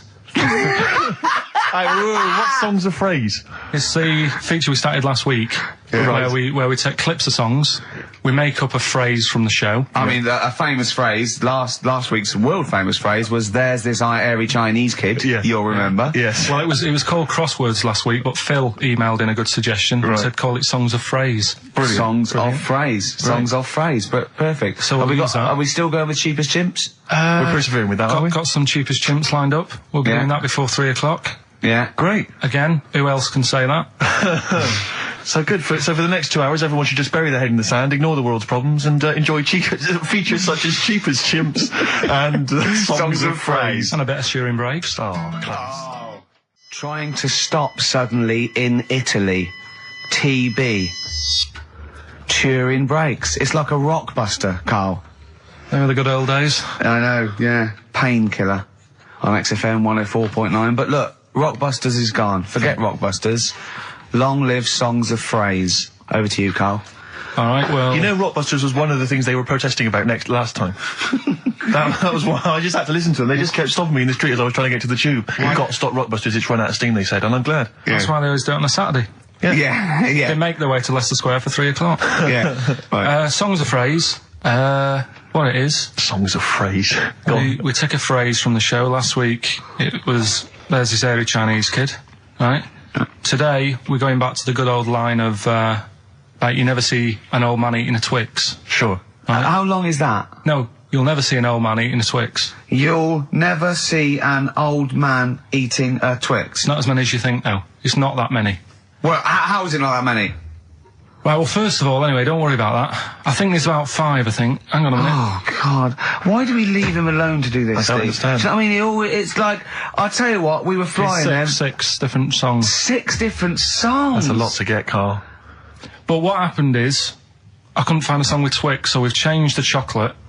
Oh, this is rubbish. We're not doing it. We're not doing it. No, you've got to be punished. We're not doing this. Do it next no, week. you'll like it. No, shut up, Carl. No, just no. He's put a lot of effort in. So what? You're right. He's got to do it right. He's got to do it right. No. There's too many. We said too many. It's not. He's changed the thing. It's not a one-off phrase. It's ridiculous. No, it's absolutely pointless. Rick, if only his parents had spoken like that to him sometimes in the past, maybe we wouldn't be having this discussion You're not doing it. Come on. No. We're not doing it, Steve. What do you think? I'll tell you, we've got the prizes, but I'm not even going to bother giving. I'm not even going to bother. I think we'll just share them out amongst homeless. Absolutely. No. There's troubles in the world, and I'm not going to let you faff around doing nonsense like that. It's ridiculous. Well, let's do it for next week. Let's play a beautiful song. What do you think? I'd love to hear a great song. Yeah, the times they are changing. We've said that. Look at Rick, Mother Nature on the run. Look at Mother Nature on the run, Steve. Yeah. Play it. So we're not doing... No. It's your own fault. Neil Young. Beautiful. After the Gold Rush, one of the most beautiful, poignant songs ever. Great lyrics in that. Look at Mother Nature on the run in the 1970s. Forget the 1970s, Rick. I'm beginning to wonder if that's just as truthful nowadays in the year 2003. I've told you before, you've got no idea, you don't know anything about the world or politics, so I don't know why you persist. I don't know why I keep saying it myself, Rick. I'm a political incompetent. I don't know why I keep spouting on with this drivel. Right. It's The Guardian, I think, that's doing it to me. It's all second-hand information. I just read it in there, and I just so think it was a good idea to get on exactly. I keep get on the bandwagon. You don't really care, do you, about anything in the world, really, as long as it affects you? I haven't exactly. Yeah. Unless I'm personally affected by these things, I don't care less. Well, I'm the same. Now, Carl, the big question, as we know at the moment, is whether we're going to let you do songs of phrase or not. Rick, I should tell you now, there has been a flood of... Oh, no, there hasn't. Sorry, I was thinking there'd been a flood of emails, but it was people agreeing with you, Rick. I know Tony Blair has been trying to get through. Yeah, exactly. I'm just checking the emails now. There's absolutely nothing supporting you, Carl. No one gives a side either way about that's not fair. There were a couple of phone calls, weren't there? One was the guy saying you should. I think the other one was you, Carl. Was it phoning from the kitchen? Can we do it? Can we do it? Right. No. If you don't like it, we won't do it next week. But I've made it. I don't know why you did that. We thought of lots of stuff that you could do. You chose one where you have to have 10 words and 6 songs to choose. You haven't got Twix. I don't know what you've substituted Twix for. I've got to say now, I'm going to sit on the fence, so I'm quite intrigued. Okay, right. What have you substituted Twix for? Well, I can't tell you. Of course you can. No, I can't because people have to listen to it and work out. All right, let's just hear it. Let's hear it then. No. They know what they have to know what the word is. They have to tell what the song is or the artist. I prefer just to play it. No, you've got to tell them what it is because they might not even know what word they're looking for. Let's hear him out. Rick, Right. please, democracy, that's what we're fighting for. Come on. Right, you turn them up. Right, okay, I'll put the headphones on. Go on then. Right. Okay, so, hang on, the phrase originally was... you never see an old man eating a Twix. Right, and we're trying to identify a number of songs which you've used to make up that phrase. And you email in xfm.co.uk/Ricky with as many as you can get, and whoever gets the most right. It's so complicated. This is so complicated. Right, here we go. I'm baffled by the email address. I couldn't figure that out. What's the email address again? xfm.co.uk/Ricky. Right. Right. And there's some link on there, is there? That, Yeah, that you just press and it comes through. Or that. Right, here we go then, right? And you'll never see an old man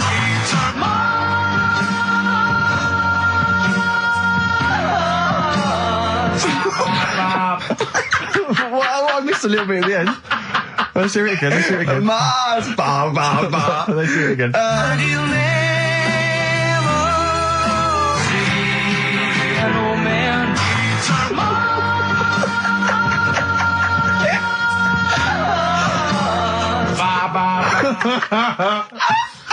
Oh, no. Oh, God. Okay. Right, we'd say the prizes, Steve. Right, so how many songs were there? Do we know? I think it was 6. You think there was 6? And you'll never see an old man eat... it might be 5. 5 or 6? Yeah. Anyway, why not email in the answers and how many there were, and you might be in with a chance of winning on DVD the original series of Citizen Smith with Robert Lindsay. That was good. Paul Whitehouse's Happiness, the first series of that on DVD. We've also got a couple of CDs here. The Best of Britpop, Live Forever, Oasis, Blur, Radiohead, and all the rest of them on there. Right. Supergrass's current album as well. That's all right. I think it's a current album. Yeah, it is. And okay. Less convinced by this one. If I tell you that some of the artists include Delamitri and Deacon Blue, then I know you'll be rushing out later, Rick, to buy this. Scotland Rocks. A compilation of... Is Wet on there? Let's see. What about Biss? What happened to Biss? Let me see. I'm not gonna... I tell you, it doesn't... I mean, we've got Gun on there. Oh, yeah. We've got... baby, lately. Aztec Camera. Yeah. Big Country, obviously. Proclaimer's not on there. Wait a minute, where's Runrig? There they are. And obviously Rafferty, Baker Street. Brilliant. So that's definitely worth entering for, surely. So xfm.co.uk/Ricky. Play it one more time. Yeah. Just in, right. And you'll never see an old man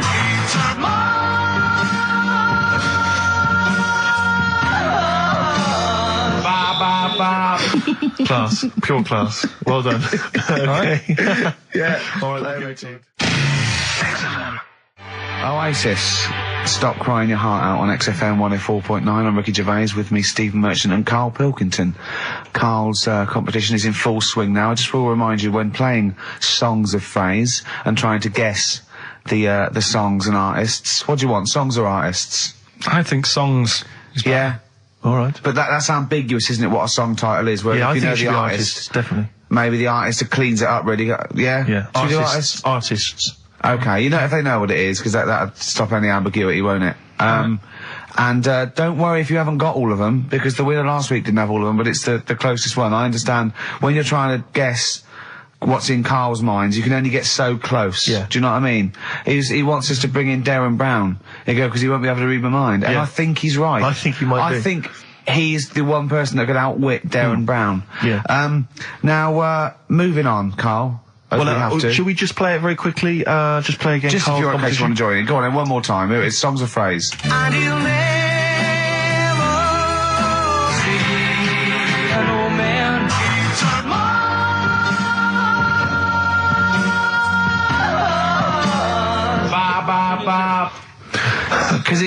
Because you have to get, it is very difficult. So, song or artist, we'd give points if you're close to any of those, and we'll choose a winner. So, do. And what the points mean? Crap prizes. XFM. xfm.co.uk/Ricky. Right. Now, we got people to send in a little thing for you last week, didn't we? The film Freaks. You got a few sent in. You watched it, did you? Yeah. Now, I should just point out that the film Freaks, for those that don't know, was a movie that was released, I think, it was originally made in about 1932, something like that, and then it was delayed. It was banned for many years, because it did, in actual fact, feature, for want of a better phrase, real-life freaks. Yeah. Bearded ladies being one of the more kind of familiar ones. There's a guy without arms and legs. There's all sorts. And it was actually it's quite a tender film, isn't it? And actually portrays them as a kind of dysfunctional family. It's not exploitative in that sense, but what did you make of it, Carl? Well, you were watching it for the freaks, weren't you? Yeah. I mean, I wish... It does take a while to get onto it. What do you mean? Well, straight away I was disappointed, right? Because at the start, like, you put it in, it's like, oh, brilliant. Here we go, you know. I said to Suzanne, we'll watch this, we'll have a good night. Yeah. Have a romantic night. Yeah, that's it, her birthday. Yeah. You've got your gloves, now we're going to watch some freaks. So, put it on, and it starts off, and it's like, you know, the following film, you think, oh, it's like following films rated 15, which means, you know, might contain scenes of violence, bad language and sex. Yeah. Mention nothing about pinheads. Right. So I thought they missed a trick there. Yeah. Right? So I thought, well, let's carry on watching it. And what exactly is a pinhead? Oh, if you've seen it, you'd know. Okay. Right, so not the best thing in it either. So imagine that. Okay, so you're watching it. So sat there, I think, right, something comes on, and the little fella's on there, the little fella we were talking about, the Pillow Man. Right. Is it the best thing in it? Now, what's the Pillow Man again? He's a fella who years ago, he's got no arms and legs. Right. He's just a torso. Just rolls, yeah. And there's a scene where you see him sort of rolling a cigarette up, just using his mouth, and it's like he lights it and stuff. And that's weird. And then what else is on it? Smoking stench of growth. And then there's a little fella on it who is fed up because he looks 5, but he's actually 34. Right. Right. But there's a woman who is 42 and looked 8. So they both had the opposite thing. They were both really fed up. And I kind of thought that shows that, you know, you always want what someone else has got. Sure. Do you know what I mean? Yeah. So in a way, there's a story there in that. No, you described the same there. No. No, it was like... No, they both, you just said, they both looked young, but they are actually both older. No. This was like a little man. Yeah. Who was 35. Who was 35. And looked 8. Yeah. And so did she. No, well, the other way round then. What? So she was an 8-year-old that looked 35? Yeah. So, oh, maybe not then. Anyway. No. But that wasn't that weird. I kind of thought it's a slow start on that. Yeah. And then... It's not a difficult film to follow. No. Yeah, but I wasn't really listening to what it's all about. I was just looking at what they had. And they had like a fella who's running about on just... They had like he was shopping. You know, they had a fella with no legs and he's running about on his hands and sort of got about on a skateboard, talking to someone about it. They said that's how E.T. was done. There's actually a little fella in E.T. Right. Who's just half of, sort of half a body. Is that true? I've no idea. I've never heard that before. Why haven't we heard that before? I've never heard that before. I don't think he would fit in E.T. Because where's the head? He's got no neck, E.T. It's a skinny little thing. There's a human neck couldn't fit in that skinny little neck. Well, you sure it wasn't Kenny Baker up to his old tricks? What are you talking about, Carl? There's a fella with no legs in E.T. In E.T. they had two fellas, right? I think they had a little, a midget fella. Right. Who did it. And then I think he was off sick and they were like, oh, you know, what else are we going to do? So they saw a guy on a skateboard going by. And said, do you fancy some work? Right. And he's done it. I think someone told me. I mean, it might be wrong. Exactly. Might be wrong. It might be, mightn't it? I mean, you've never been wrong before, so I don't know why you'd be wrong there. So what's the worst thing in it? Now, it's intriguing to me because here's a film called Freaks, featuring real-life freaks, and you're sort of a bit nonplussed by it. Just because it wasn't... Because it's built up. If you call a video Freaks, you've got to make sure that there's some good stuff on there. Yeah. What were you disappointed about? Was it that? Because there was a few things on it, right? There was a woman who said she was half man, half woman. And it's like, well, you're not, are you? It was just like she had some makeup on. I thought, well, that's rubbish. And then there was a woman who could eat using her feet. That isn't that freaky. Do you know what I mean? She's not hungry, she looks normal. Yeah. And that's when I was thinking... I mean, I'm not being right, Steve. You know I'm not being funny. Oh, here we go. No. But I'm just saying, if that woman wasn't eating and you were sat next to her in that film, yeah, I'd probably be sort of drawn to you more than her. I'm not I know you hate me saying it, but there's no point sort of pretending.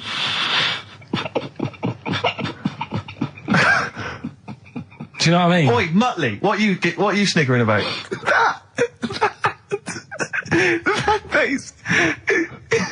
Well, you mean there were things in it that were less... What are you saying? I'm just saying... Play a record. Seriously, I'll slap you. I'm going to slap you live on air.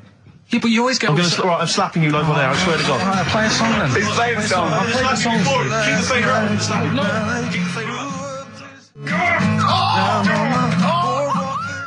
Bruce Springsteen, Atlantic City from the album Nebraska. So melancholy, that one. I love that one. Wow. So Freaks then, all in all, not as amazing as you first hoped. It was built up too much. Do you know what I mean? It's like is that my fault for getting you excited? I just can't believe it. I hand you this thing on a plate. And I'm not being out of order, Steve. I'm just being honest. We've always said that about this show. We only talk about stuff, you know. Yeah. You know, being honest and that. Yeah, no, sure. And I've always said the first time I saw you. Sure, no, you've always been honest, and I've always been honest with you. I've always said that, you know, you've got the intelligence and insight of a gnat. Yeah, but if I keep quiet, people don't know that. Sure. All right, incredibly they do, Carl, because you look stupid as well. Well, you know. Yeah. No, but Carl was being nice then. You don't. I'm just saying you're a good bloke, and now I've got to know you. Sure. Yeah. The first time was weird when I saw you. Yeah. No, leave it. Don't just try to interrupt. Just let it go. No, I'm just saying the first time it was weird and that, and then weeks go by. Sure. And the weird thing is, I kind of thought maybe he's not that odd looking. Yeah. And then you went to LA for 3 weeks. Sure. And when you came back, it was like the first time again. Right. Okay. No, Okay. Wait. No. Stop it now. Yeah. Everyone, stop it now. No, but I just think I'm a little bit more consistent because I've always thought you were an idiot. I don't want this. Don't argue. He was just okay. No, I just, you know what I mean. My opinion has never changed. I've always thought you're an idiot. No, it's just all nice. Let's look. Peace. Shut up, fatso. Peace, not war. He's just such a stirrer, isn't he? No, he loves it. Don't think I didn't see you whispering behind the microphone about what to say to Carl. Look what I've just drawn, Carl, subconsciously. Yeah. Let's see. I drew a picture of him. It's going to be on the website. It's not been on the website. No, it's going to be. I drew a little cartoon of him. No, not yours. I drew one of Carl. Right, okay. What are we talking about? That was the Freaks thing was over and done with. It was alright if you want to get it out on video. Sure. You know, it's probably worth a look. Yeah. There's a couple of things on there that get you thinking more, you know, it's like how their life is and stuff, do you know what I mean? How it's affected, and like the little pillow man, or the fella who's got half of his body missing. Yeah. You know, it's stuff like that you think, oh. But what's the one that was disappointing? You said it was a half man, half woman. Yeah, I don't quite understand that one. Do you mean hermaphrodite or half? I can't remember it. Do you mean it was one sort of like it had bits of both? It was just like half a face done in makeup and long hair, then on the other side had it shaved. I love the idea that you go to this circus and there's people in there that have been sort of persecuted all their life, and they think, well, maybe I can make some money, and then you boo them because they're not freakish enough. I love the idea. They go, boo, you're not freakish enough, boo. Oh, you've got bits of legs, boo. Do you know what I mean?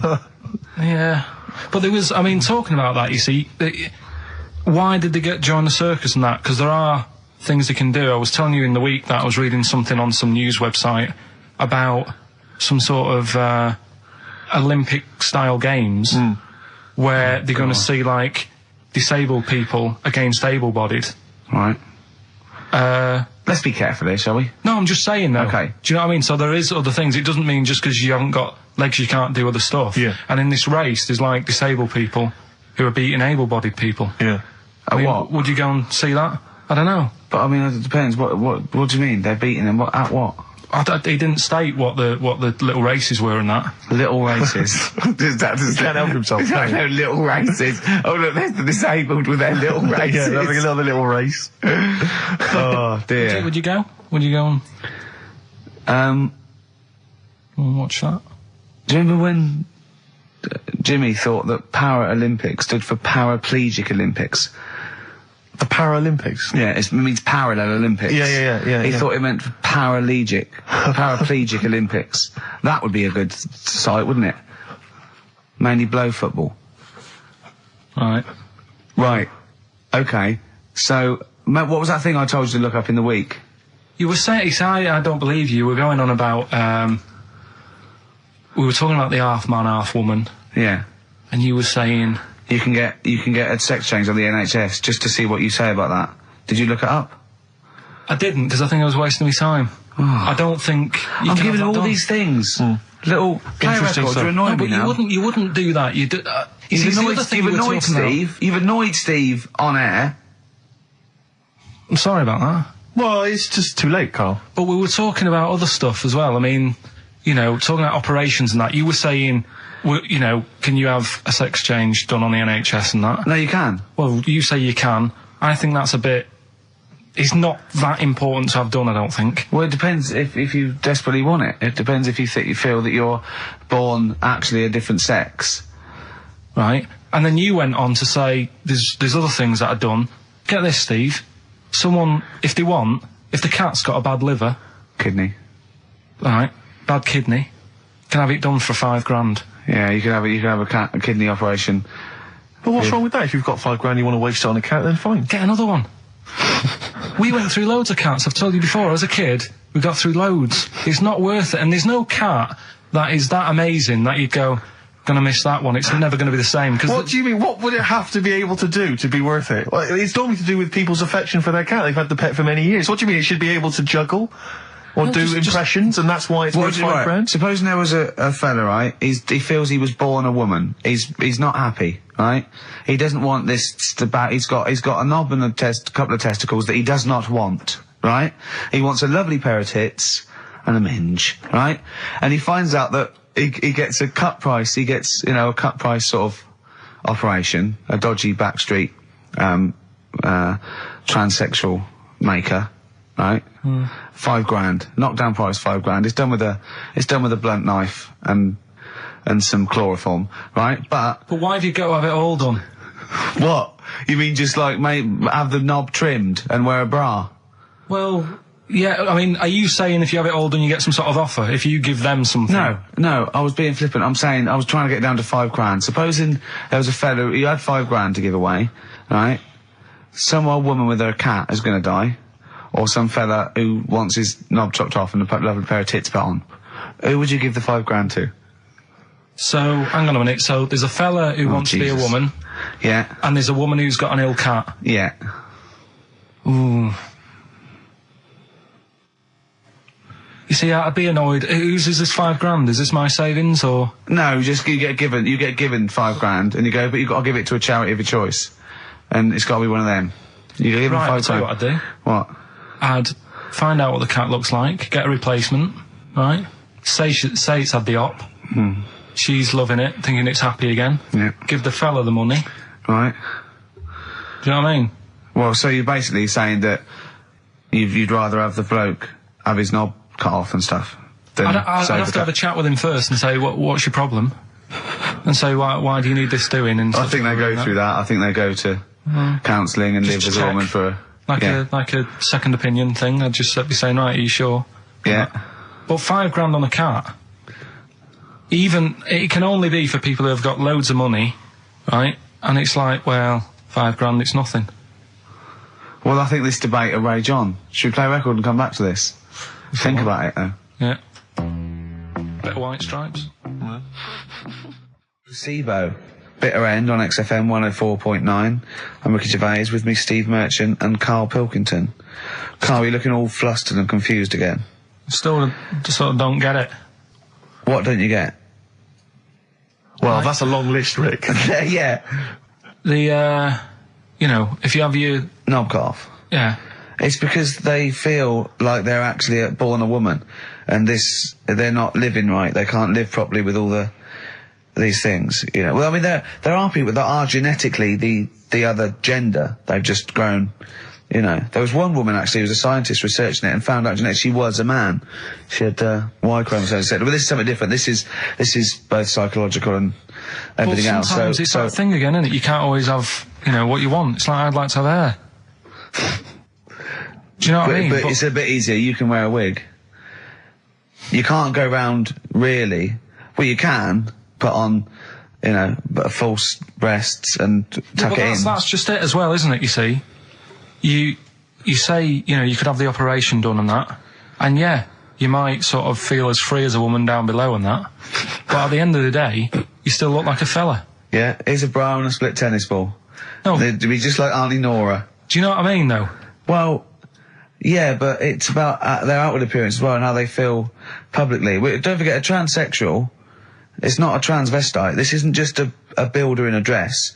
They have the hormone replacement as well, so they get estrogen, so they and electrolysis, so they have, you know, their face looks different, they don't go bald, they're slighter, they you know what I mean? They're the real thing. A transsexual is now the real thing. Biologically and politically and... But they'll still be a man, won't they? Well, it'd be embarrassing if they don't tell their new partner and there's pictures of them, you know, down the pub when they were 24, but you probably sort of get over that, don't you? They go, it's just a fellow with a beard drinking the yard of ale. That was me. Well, interesting story. Probably should have told you this before the honeymoon. Do you know what I mean? It's like, you can have all that done, right? There's stuff, you know, you could have your bits done, right? You can have, like, false teeth, but you know that when you see an old person with a good set of teeth, it's like, well, they're false. There's no way you've got good teeth like that if you were brought up in, like, the 30s. But what would you do if Suzanne said, look, I've got a terrible secret, and she shows a picture of this kid, this little boy, growing up, you know, playing football, and then the pictures stop at 20, just before you met her, and she goes, and she shows you a nice pair of bollocks in a jar, she goes, they were mine. Well, first thing is you take back the gloves you bought her last week. Would you go, oh, I can't go out with you now? Or would you say, well, you're the same person? Oh, I've blown his mind. Yeah, I really have freaked him out there. She is into sport. Hey? Should we play a record while you give her a call? No, but what I'm saying is right, it doesn't matter what you have done. We can wrap this up here, because I've got it sorted, right? Okay. Doesn't matter what you have done. At the end of the day, it's obvious that you've had it done. If you're a fella and you've been changed to a woman, I could spot you, right? Mm-hmm. If... You can't, though. I tell you what, I was at Suzanne's mum and dad's, right, up north last week, and I went to the off-licence, right? Yeah. And I went in there, never seen this fella before, right? As soon as I walk in, I eye him up behind the counter and go, all right, mate. Oh, hello. Oh, hello. I notice he's got a wig on, right? Yeah. Now, it was... I kind of looked and I thought, yeah, it's a wig, whatever. And then I thought, I wonder if it is. And as I got to the till, I said, how much is that? He said, 50 pence. I said, great. And as he turned to the till... Were you buying Suzanne a gift? As he turned to the till and he did that sort of angle, you got the profile, you see the bit sticking out of the back, you go, that's a wig. I know what you mean. Yeah. I know what you mean. And it's like a little, it just, the last inch just lifts away from the neck. Yeah. Yeah. Now, everybody who goes in that shop will probably know him as having a wig and that. He keeps him happy, but everybody knows. So, what I'm saying is, it's like... But could I just say, transsexuals put in a little bit more effort than a fella who's plonked a rug on top and held it down with some duct tape. Do you know what I mean? You know, the only giveaway often with a transsexual is the big hands. They can't do anything about that. That's the only thing, you know. Right. But I mean, transvestites are different. You know, they are builders in the dress. You go in a supermarket, you turn around, you see a 6 foot woman, huge head. You go, all right, love. Do you know what I mean? You know, down below, she's packing more than us 3 put together. That's what I'm saying. But you know what I mean? That's what if Eddie Izzard, right? You're meeting Eddie Izzard, right? Who likes to pop on a dress now and again, right? What's the politics with that? Do you go, because he walks in, he's all in evening gown, and he goes, all right, Carl. And you go, all right, Eddie. And it's in a busy pub, and you go, oh, why is he? And you go, do you say, do you want a pint of bitter? And slap him on the back like you would a mate? Or do you go, that's lovely. That's a lovely dress. Do you know what I mean? What do you do?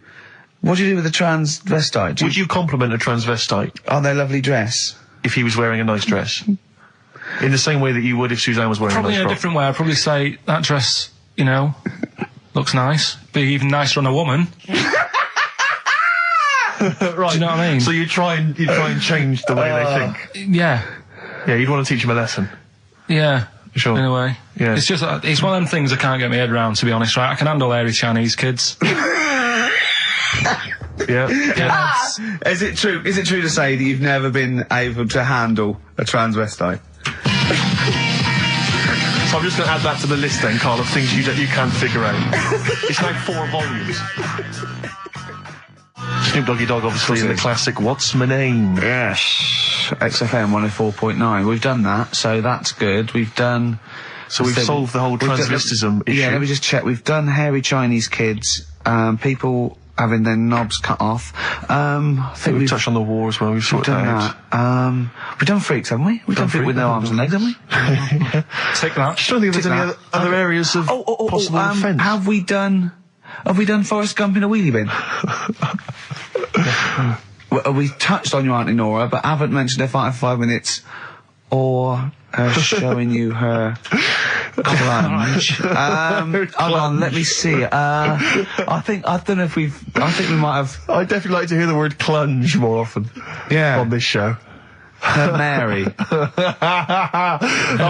that. Yeah. Clunge, Mary. I'm still none the wiser on that, but we'll leave it. I love the fact you're such an old man, aren't you? You're such a reactionary old man, the way you talk. You are the sort of bloke, I imagine you and your father stood in a pub, if a man came in a dress, oi, you're a bloke in a dress, take it off. We were talking last week we were talking about things that you can sort of say and do when you're sort of like 40. I thought another one, nod to a policeman. Yep. Definitely. They're on the beat, they're going along, you're going your duty, you're going on, yeah, I know you're alright. I know you're alright. Yeah. Never mind these youngsters shouting at you and knocking your cap off. Exactly. It's that you can nod at a copper. If you're 40, you can nod at a copper because it's like going, I know what you're up to. It's a difficult job and you're doing it well. Yeah, I respect you now. I didn't when I was young. I know what I was thinking of. Well done, mate. Well, I like the one you mentioned last week. You're now of an age where a van driver might ask you to back him into a parking space. Yeah, well, you don't feel, you go, get out of the way. To me, he wouldn't even consider No, get out of the way. Yeah. If you're under 30, you don't even consider. It's like I was thinking the other day, if I was in a pub with my dad and say his mates and they're all sort of 40 or 50, there is not one of them that would turn to me first with a pint of bitter and go, taste that, see if is that off? No, they wouldn't. They wouldn't want your never opinion. Consider me. My opinion is the last one they're interested in. Yeah. Is that off? Things you can do over, I think, maybe 50. Wear a flat cap and not like a frat. Yeah. You know, you're wearing it because your head's cold. Yeah, exactly. Yeah, you're wearing it because your head's cold. You're 50 years old, flat cap, fine. Yeah, or just wear a suit and tie without having to go to an event or a convention. Just get up and pop on a little old suit and tie. Just pop on a suit and tie. I tell you what, I love seeing old boys in a suit on Sunday. Yeah. Do you know what I mean? Yeah. They've got shiny shoes and they're 75. I've got and they photographs. go down the pub and I think it's brilliant. I got photographs of one of my late grandfathers, he must have been in his 60s, on the beach wearing a suit. Wearing a suit on the beach. I think I got a feeling he's even got a knotted handkerchief and a full 3-piece suit. That's great. It's brilliant. It's a decency all time. My grandfather, in my mind, was always wearing a suit. I never saw him not wearing a suit. I think he wore a suit to bed. I can't imagine him taking that suit off. It was always... Maybe it was an all-in-one, pull-on one. But he didn't... I mean, what the weird thing is, though, it wasn't like he worked in a bank all his life. I think he was a builder. And then he retired and thought, it's time I should start wearing a suit. I know. Oh, I love it. Just, you know what I mean? It's because they've got to do something then. They've got to get up and they make an effort and they're still part of the world. As opposed to me already just walking around in my pants. Yeah. Do you know what I mean? It's like there's no point in getting dressed. I'm not going out. Yeah. Or everything's got an elasticated waistband. Yeah. You don't even consider a pair of trousers. It's slip-on shoes, pull-on trousers. I have never seen a man with more Velcro in his closet. That has got to be for you the best time-saving device ever. Velcro. It's great. Just me and a baby girl, a dry white baby. I went to the awards. Has your tuxedo got Velcro? Well, I was still talking like that. The award show. I went home. When did we stay there? We went to 12 or something. Anyway, I went home and I was watching telly at the end, right? And I was eating. I had these sesame seeds because I was hungry. I had a few. And in the end, at the bottom of this jar of sesame seeds, right? Oh, there's tiny little seeds, but I didn't want to waste them, so I sort of poured them into my mouth and sort of like ate them like millet, like a budgie binging. Yeah. I went to bed, got up the next day. I thought, I felt a bit sweaty. I had a resolve, and there was loads of seeds still in my chest. Well, in the hair on your chest? Yeah. I had to pick them out. It took me ages to pick them out before I had a bath. So they must have stayed there all night, but not with the, with the cheese and alcohol that was coming through my pores. These seeds. They started growing. I'd have to mow my chest. Oh dear. Your girlfriend's a lucky woman. Sesame seed chest. What we got, Carl? Oh, do you remember we were also talking about the names you cannot call kids now?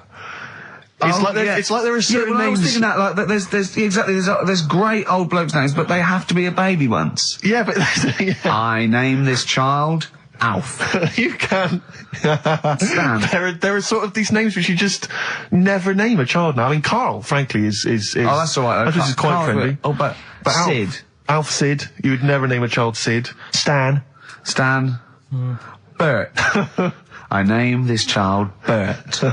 Did I ever tell you about my Uncle Alf? No. He wasn't a proper uncle, right? But it was just one of my dad's mates and that.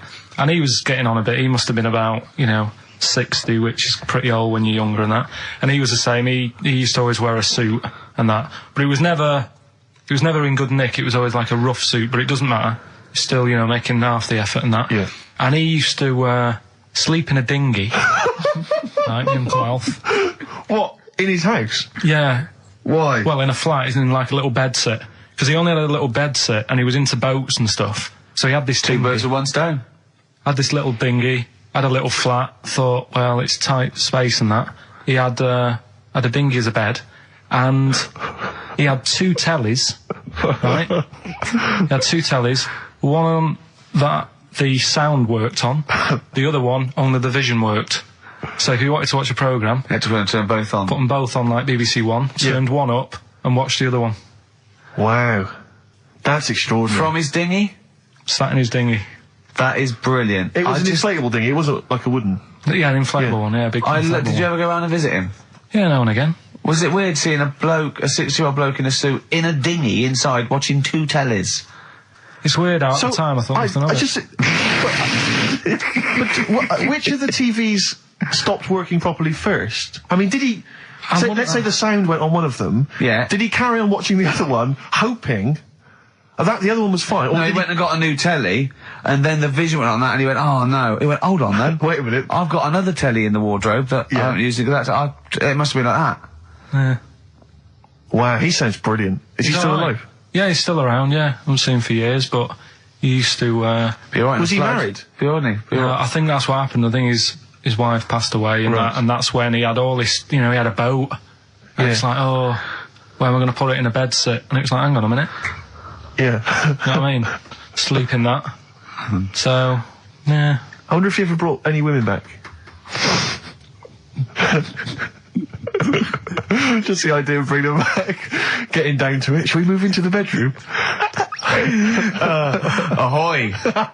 Oh, that is fantastic.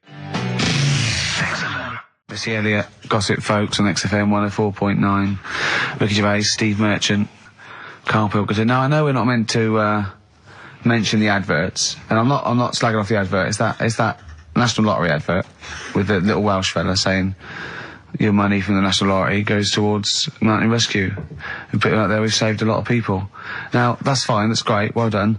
What I'm annoyed at is why those people are allowed to go up the mountain in the first place. Yeah. Don't go up there, it's dangerous. Yeah. You're at your own risk. Yeah. Do you know what I mean? Definitely. It's ridiculous. Just posh, beardy twats climbing mountains and sticking a flag up there. Why climb? I don't want you to. I don't want you to. Am I paying, is there any point, Rick, where I am paying for people to get rescued from mountains? I'm not sure. I think the lottery's doing it now. Fine. Because I'll tell you, if it was my money, I would be living. Well, that's the point, isn't it? I mean... you should have to take out insurance if you want to climb up a mountain. You should pay for it. Yeah.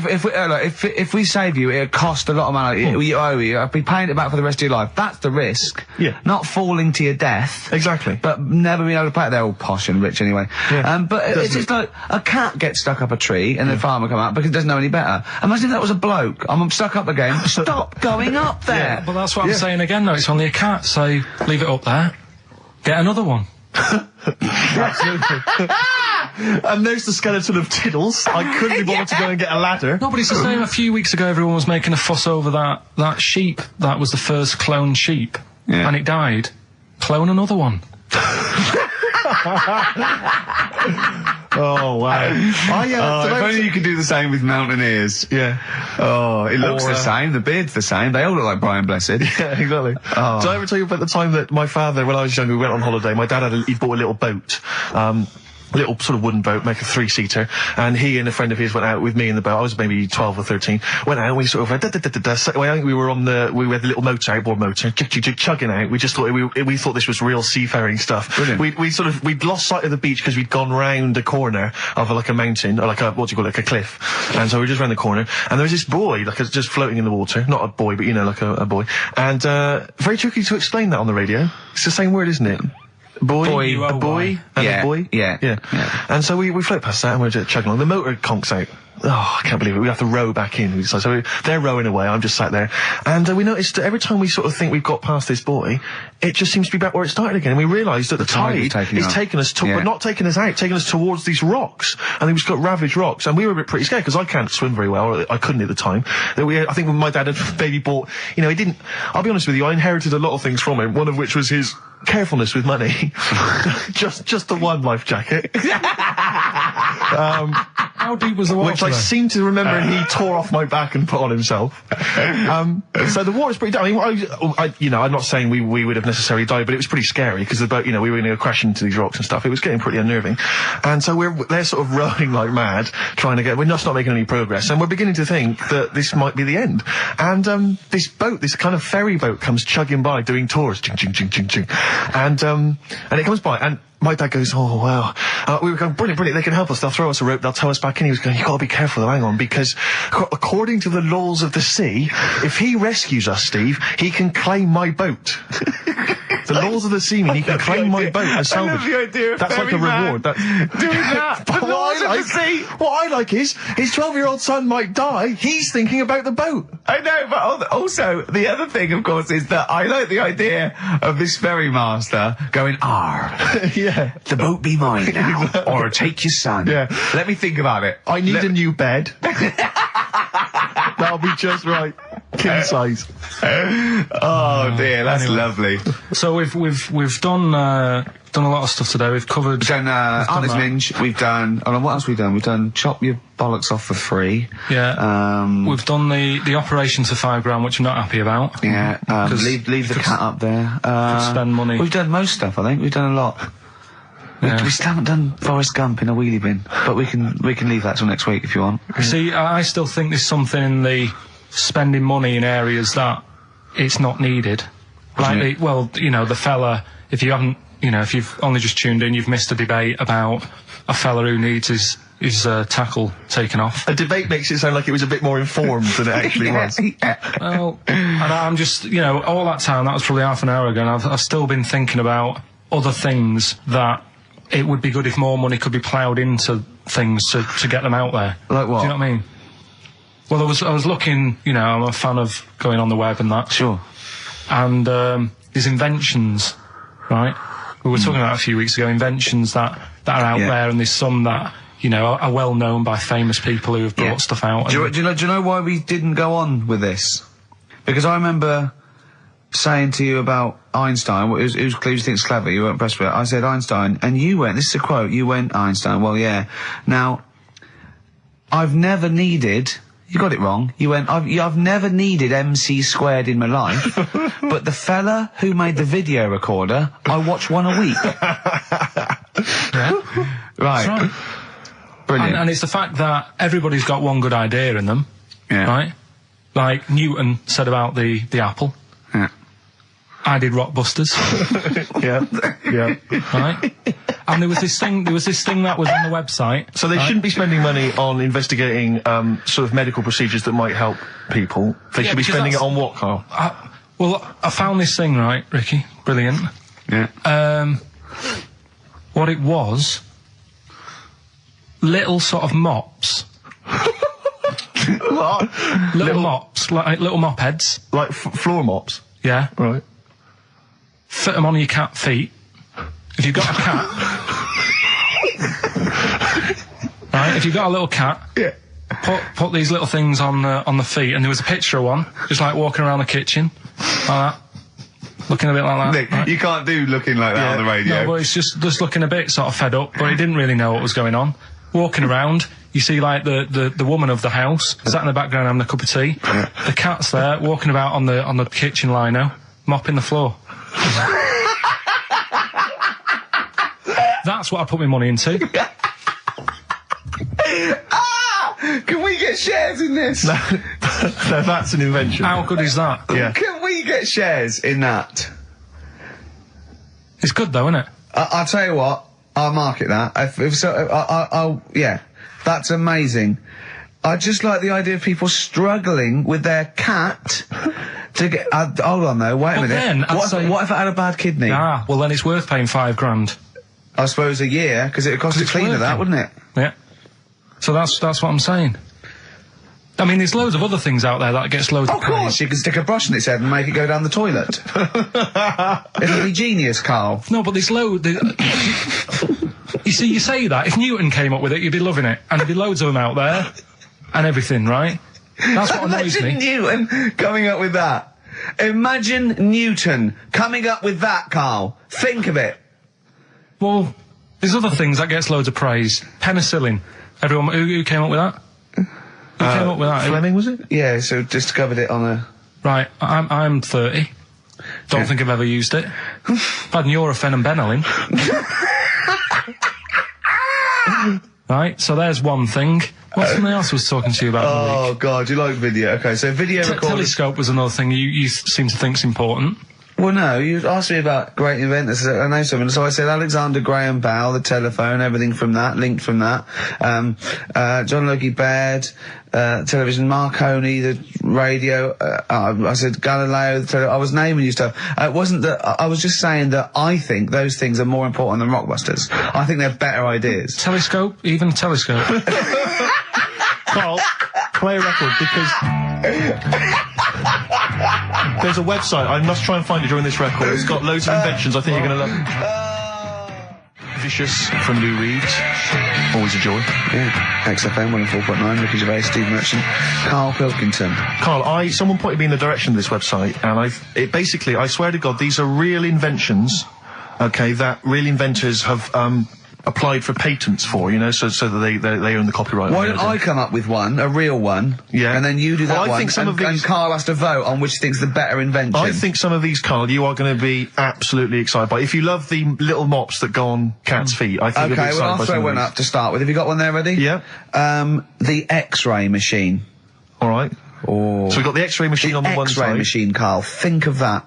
So, you've come to me with this idea. It goes through a pay thing, so it doesn't need light. It excites, it can, well, you know what an X-ray machine can do. What's happening is, right, I'm sort of head of some business, I've got a load of money. Yeah. You're coming to me with an idea. Yeah. And Steve's coming with me to an idea. I've got, say, $5,000 and I've come with you, I said, look, I can do transvector operation. You go, I'm not interested. I said, my cat needs a kidney operation. You go, I'm not interested. Right? I've come with you with an X-ray. Meanwhile, Steve walks in with... Well, firstly, I'm going to offer you, this is patent 5571247. You've got the X-ray machine. I'm going to come to you with the self-containing enclosure for protection from killer bees. Tell me more. All right. Well, it's like... Tell me more! A self-containing enclosure for protection from killer bees, comprising an enclosure formed of a flexible, transparent plastic material, basically, that will protect us from any killer bees that might be in the area. Useful? Yeah. Don't decide yet. Okay, I'll come up with another one. Refrigeration. Refrigeration. The combination toy dog and vacuum cleaner. Let me read a bit more, don't judge yet. A toy dog closely resembling a real dog and having a hollow interior in which is mounted a vacuum cleaner having a suction hose which is retractable from the tail end of the dog. This enables vacuuming a dog after a haircut and grooming without causing fear to the dog, because it thinks another dog is in the room. Sorry, this is a decoy dog to make the dog not realise it's being vacuumed, thinking it's making a friend. There's a picture of it. Carl. Do you see what we're talking about there? That's a dog that looks... It's a fake dog. Also, do you see that why the cat with the mops is on Steve's side, and why sort of X-rays, refrigeration, things that are on my side, and Newtons and MC squared, as you... Can you see the difference in these can you see the pattern emerging and the difference? Yeah, but you see, to me, which are you impressed by? Are you impressed by the sanitary appliance for birds? I'll have a look at it. It's if you've got a domestic bird, maybe a budgerigar or something, but you're tired of it crapping everywhere, these are very tiny nappies that go on a That pet. is real, isn't it? Pet. Look, there's a picture. There's a diagram. Can there. I put the microwave up against that one? I know I need the big guns to come out now. Oh, what are you thinking? I know you're Budgie excited. nappies or the microwave? It's weird because Carl, are you tired of petting your dog or cat? I bet you are. That's why you need this patent pet petter. It is an arm on a piece of wood that will go up and down and stroke and pet your dog for you if you've not got time to do it. Well, I can only put up interferon, the cancer cure against that one. Exactly. yeah, you see a lot of these things. These are all genuine inventions. Yeah, and if the time was right, we'd say get them made. Do you know what I mean? If there was a bad swarm in London, I'd be saying get the B-man on. Yeah. Right? What, lose the X-ray machines? I don't care about broken bones for now. Well, at that moment in time, that would be more important than... Do you know what I mean? We know people have been stung. We don't need to look inside them. Sure. Do you know what I mean? It's all about... It's like the telescope now. Isn't it impressive? Sure. If you want to see something in the distance, get on the transport and go and see it. Do you know what I mean? You don't need to look at things in the distance. Right, Sure. Whereas budgie guys are shitting and pissing all over people's homes. Could we put these... I'll tell you what, Carl. So it's looking at supernova and trying to find out more about the universe, its conception and its eventual end. Forget that, Rick, because I've got the cheese-filtered cigarette. Oh, now tell me more. This is a cigarette where the filter is actually made from cheese. Apparently, cheese acts as a very good filter for tobacco, so the smoke passes through the cheese, thus you will induce a kind of smoky cheese. And also, smoking, you know, might make you a little bit peckish, and you can just nibble that so there's no dog end lying around the pavement. Or budgie shit. It's a cleaner place and you haven't been stung. Brilliant. Right, now listen, so that's that done. Yeah. We've done that as well. Yeah. We're running out of time. We've got like 5 minutes left. Winner for Songs of Phrase. All right, give us the answers. Right. We did this at the start. We haven't even got time for the film thing today. Oh. But we'll do that next week. Songs of Phrase. It was a phrase you never see an old man eating a Twix. I love the fact that we haven't got time. Like, we've had such important stuff and it's been so jam-packed and interesting. Not that it's been drivel with gaps we could have filled much better. Yeah. Don't look at it like that, like, What, with his film quiz? Come on. Oh, dear. So, Songs of Phrase. You never see an old man eating a Twix. We had to change it to Mars Bar. Here's what we had. Jerry and the Pacemakers, Echo and the Bunnymen,